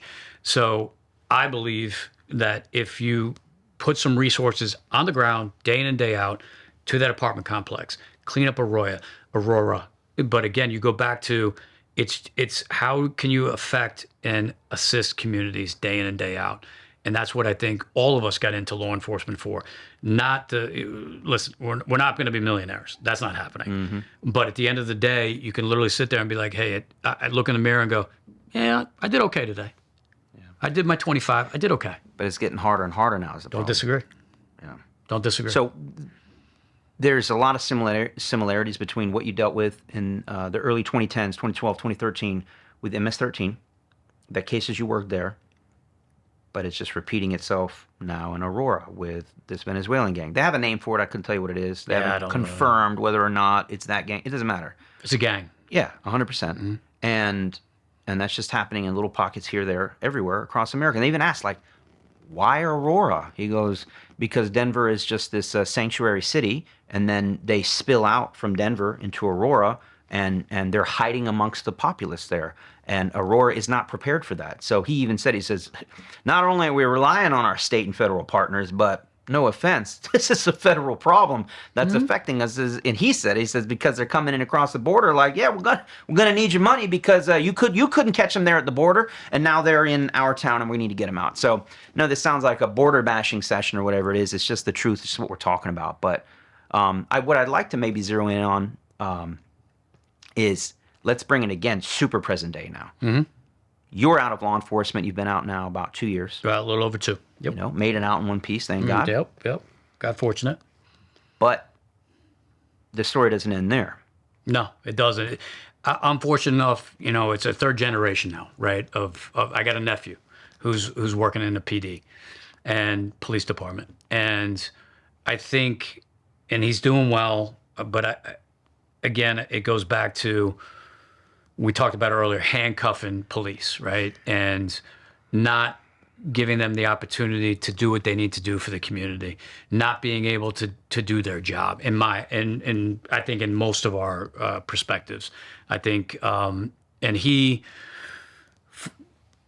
they threw him into, I believe they threw him kind of into the deep end pretty quick. But again, it's understaffing. So when you're understaffed, you have to put them into these situations. Yeah, and we'll talk about it in a second, but just describe, if you will, about how old is he? He is, I want to say 26, 27. How long has he been doing it? A little under a year.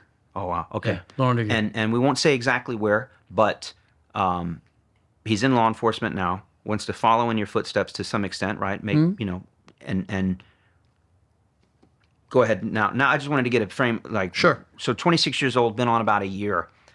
And they go ahead, talk about what they did with him, like right out of the right out of the gate. Again, understaffed. I want to say the PD is roughly about 300 or 400 understaffed. So basically, the newbies they're going to come out and they're going to go straight into the hotbed, right? So he went right into the hotbed. Interactions. Meaning working patrol in a rough neighborhood. Working patrol, rough neighborhood. He's got no seniority. He can't bid for the cushy spot of town. No. They're going to put him in the rough spot, which he probably didn't complain about. If I'm a young cop, like, yeah, give me the hot spot. And I'll be honest with you. I go back to myself, starting on the southwest border. I should have went to the southwest border because it was a great place for me to learn. It was a great place for me to learn from an operational perspective, from a judicial perspective. But there's a lot more control in that federal level, right? Yeah. But when you're uniform and you're out there dealing with the general public day in and day out, I think there needs to be a little bit more of a learning curve for these guys and gals, and give them the opportunity to maybe go into a little less of an aggressive environment. But when you're understaffed, because who wants to go into law enforcement nowadays? Not a whole lot of people want to go into law enforcement because you're the enemy. You're getting it from both sides. Yes, you're jammed up, right? So basically, and I will make this very, very brief, but he first time he had to go to a house, dead body. So basically that was, eye-opening for him. Like, whoa, okay. 2 weeks later, call for service, goes out, shots fired. Is he an FTO at this point, or? He's still an FTO. So which is the first, roughly speaking, 3 to 4 months of his career. I mean, he did the academy, which is. But let's not kid ourselves. You know how the academy is. I was in the academy too. It's kind of smoke and mirrors to a certain extent. Like bookwork. Exactly. Yeah. So goes to a call for service and shots fired inside the residence. And then subsequently they approach, they show up. There was, I think, 3 or 4 units that show up. Shooting happens, and then the violator is killed. So he gets involved in an officer-involved shooting. Yep. In his first 2-3 months on the road. Correct. Yeah, welcome to police work. Yep. And I remember I was at the gym and called me up, and I literally was just like, dude, hang in there. This is going to work out. This is what you need to do. Hey, work with your, PBA attorney, and this is, these are the steps that you need to do.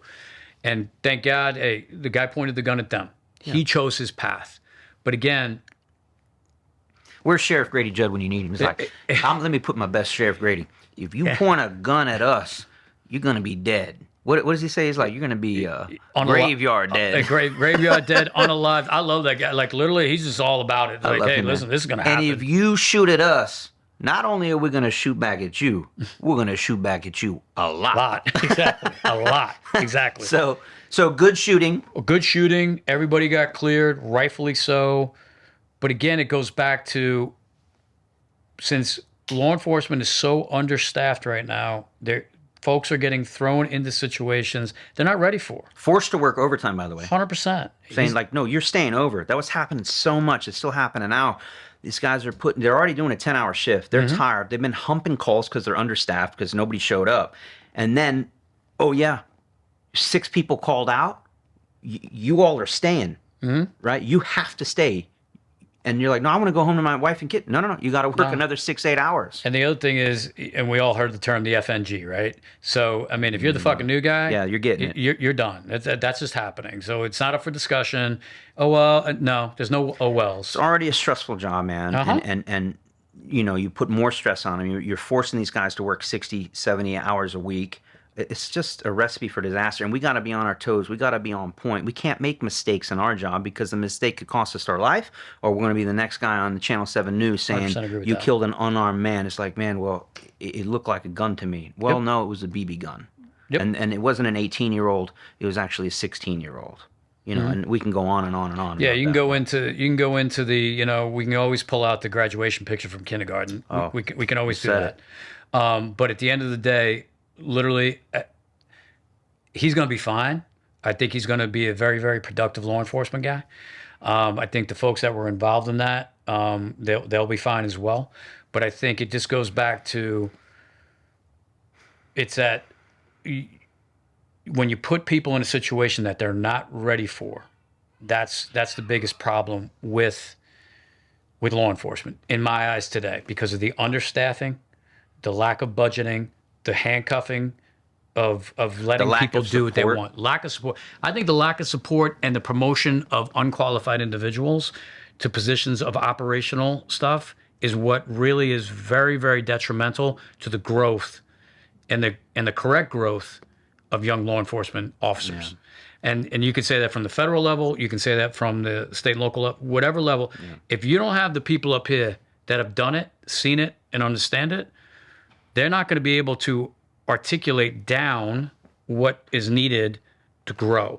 And then these folks here, they're going to be disgruntled, uninformed, and then you're going to have a problem. You're just going to have just shit, to be honest with you. And it's poor. And then I think the other problem is when you're constantly looked at as a pariah or a cancer in the general public based on the rhetoric that is coming out of DC, that is coming out of political figures, that is detrimental to the law enforcement community. I think that the folks that do the grind day in and day out, they're not supported up above internally in their agencies, nor from a political perspective. Now, I'm not sitting there saying going out and being John Wayne and being rogue, but at the same time, you got to be able to do your job. And if you're doing your job correctly and you're not getting the support, that's a problem. You mean to tell me you can't arrest MS-13 with lollipops and candy canes? Well, you know what? You can get a social worker. You can get a social worker to go out and do that knock and talk. You can go out and do that approach, Yeah, they should try that in Aurora. The 5 or so gentlemen, those fine, upstanding citizens that did a home invasion with rifles, they should probably just go out there and just offer them some more social services. 100%. See if there's something they could do for them. Is there anything we could do for you, sir, so that you stop kicking down people's doors with assault rifles? Yes. Yeah, and you stop putting out hits on police officers? That would be nice. Yeah, maybe we can offer them, maybe some college education or give them a home loan. Yeah, I'm sure that'll work out well. It's crazy, man. And it's just crazy we've gotten to this. And I feel really, really concerned for, I don't know your nephew, but we've talked about it, just this in preparation for this podcast. And it's like, who on earth would want to be a police officer right now? It is so dangerous, more dangerous than it's ever been. You have no support. And even if we are supported, like I know there's a lot of people that love law enforcement, and we thank them for that. But they're the silent majority, I think. Yes. And it does not feel good every day that you're coming out with a target on your back, but it's like two targets. On the one end, again, you're trying your best not to get killed in the next incident that you may come across. But then when you come across that incident, you have like this, like, don't mess up, don't mess up. Don't pull the trigger unless you're 110% sure. Okay, well, now he's shooting at me. Can I shoot back now? It's too late. Yeah. It's too late. I mean, we're seeing incidents where officers are approaching, like, they're just getting they're getting their ass handed to them. Mm-hmm. Whether it's near close calls, getting run over by cars, getting their face stomped in, or getting stabbed and shot to death because of the hesitation. And we just can't have that type of hesitation on the street. And now where it's getting bad, it's almost like not even the worst of the worst criminals are now bringing violence against police officers. It's like everyday citizens now think it's okay to fight the police. 100% agree with you. I saw a horrible one a few weeks ago. I mean, it's very recent. And officer by himself just sees two suspicious folks.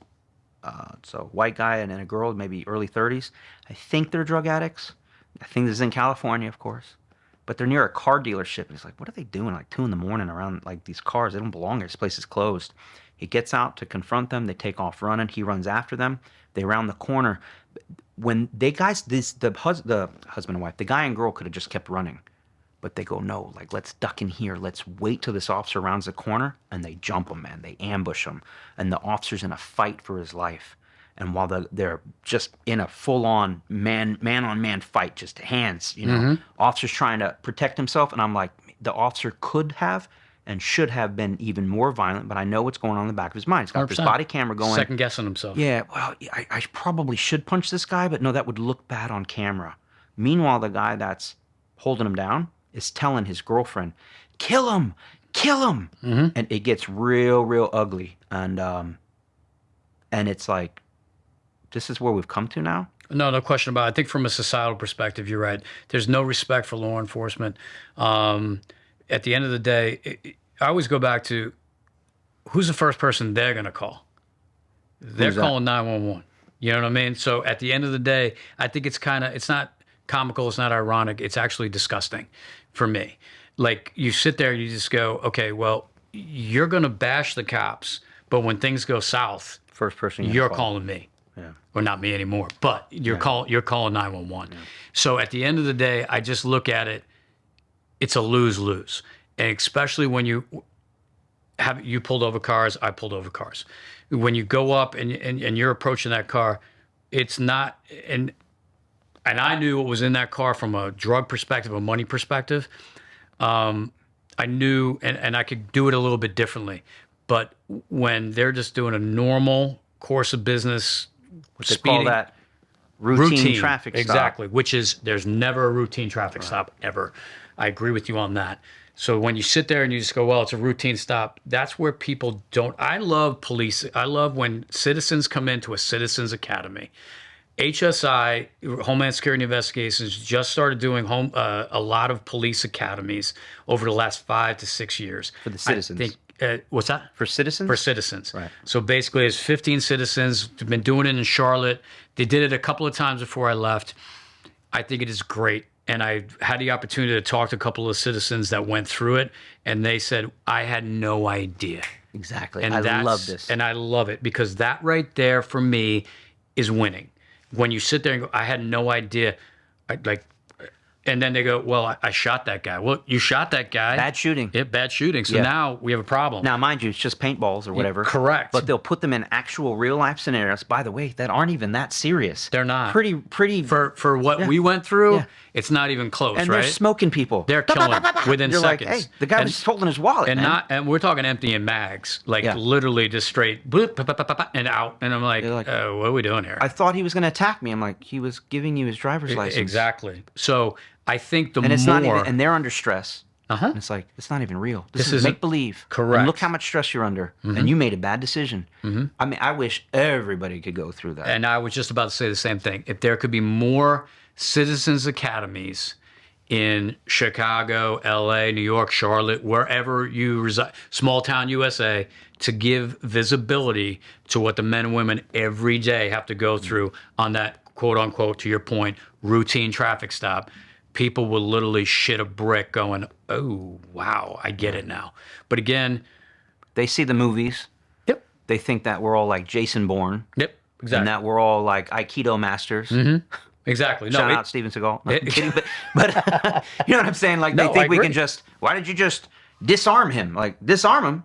He's coming at me with a 12-inch butcher's knife, and like, oh, you could have just shot it out of his hand. Like, what? Yeah, exactly. To your point, what show are you watching? Like, and then you know when we talk about 27 feet and all these other things, right? But you literally sit there and you just go, you have no clue what you're talking about. But then when we talk about no clue what you're talking about, those no clue what we're talking about, we're also talking from an internal perspective.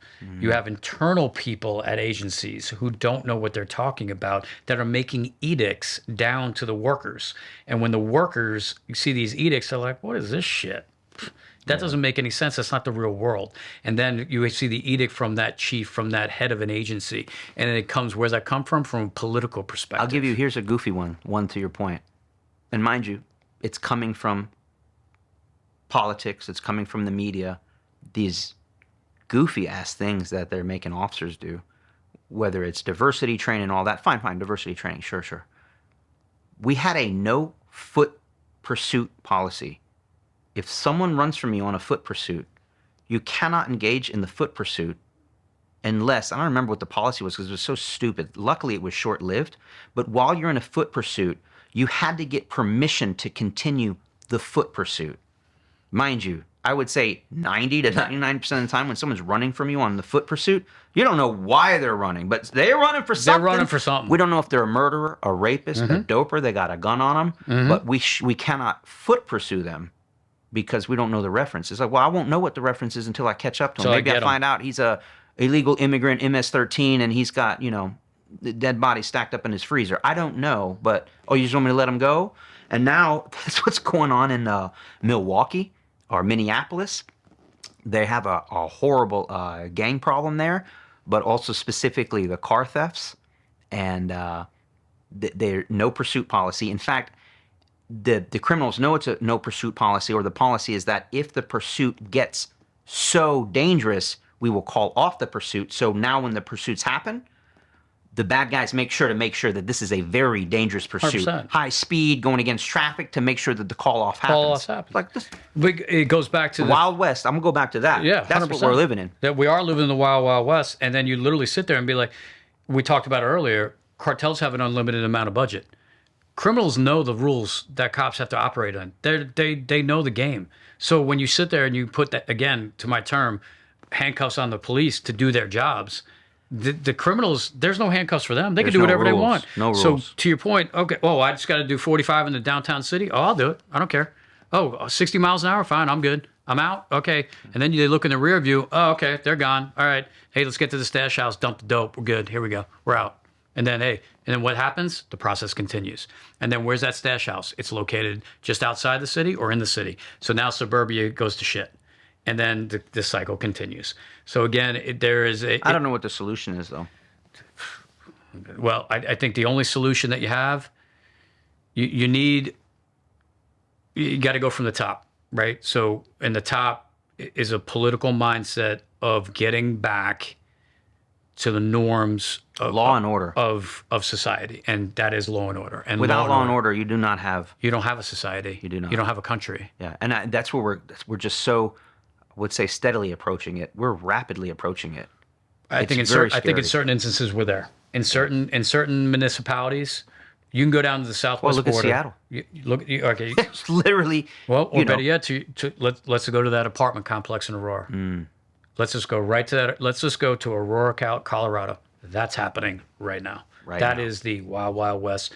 There's no normal society that's happening there, and I hate it for the cops that are working day in and day out there, because you would do it, I would do it. I'd go to that apartment complex, and we would figure it out. We'll handle business. You figure it out. You get it done. It's very hard to do now. I don't disagree harder and with harder you and harder because it's not politically correct. And the minute you walk in there, you got the body camera on. Your hand again. You got to do everything perfect. You can't be wrong. You cannot be wrong. And then you go back to that Citizens Academy mentality. Normal citizens, if they walk into that apartment complex, they're shooting right away. At least we could probably try and de-escalate, but you're gonna have to go in there with a little bit of force. Well, you have to de-escalate. You have to. Yeah. So I was watching a case the other day.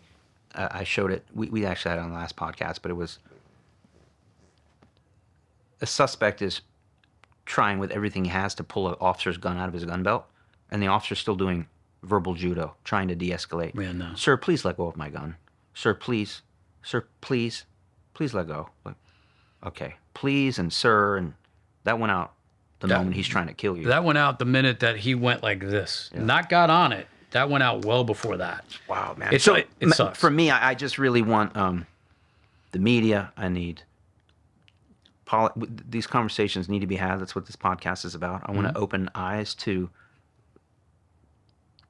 fellow citizens who aren't seeing this on the everyday news because they're not talking about this, where the problem is coming from, that the problem is here, it's now, it's in your neighborhood. And that's the favorite thing I think that you brought to this podcast is you're shining a light on, this isn't just at the border anymore. This is all over America. Be careful out there, both officers and citizens alike.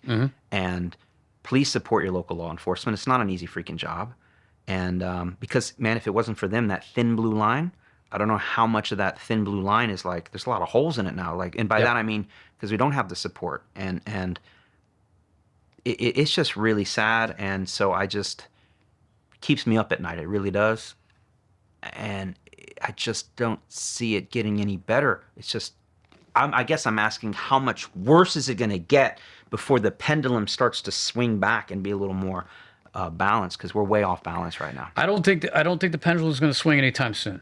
I think until you literally quiet the rhetoric down of basically enabling criminals, because we're enabling criminals right now in the United States with the lack of letting cops, agents, whatever law enforcement that do their job. There's a very, very limiting perspective here. So until that mentality changes to be on the aggressive side of things, I don't think things will change. I really don't. And then even if we do get these guys in handcuffs, they just get let go the same day? Correct. So again, it goes back to a political mindset, but also it goes back to the DA's office. It goes back to the U.S. Attorney's office. So if the DA's office is just going to punt and let everybody out, well, you know what? You only stole $850 worth of goods. Don't worry about it. You can go. There's no violation here.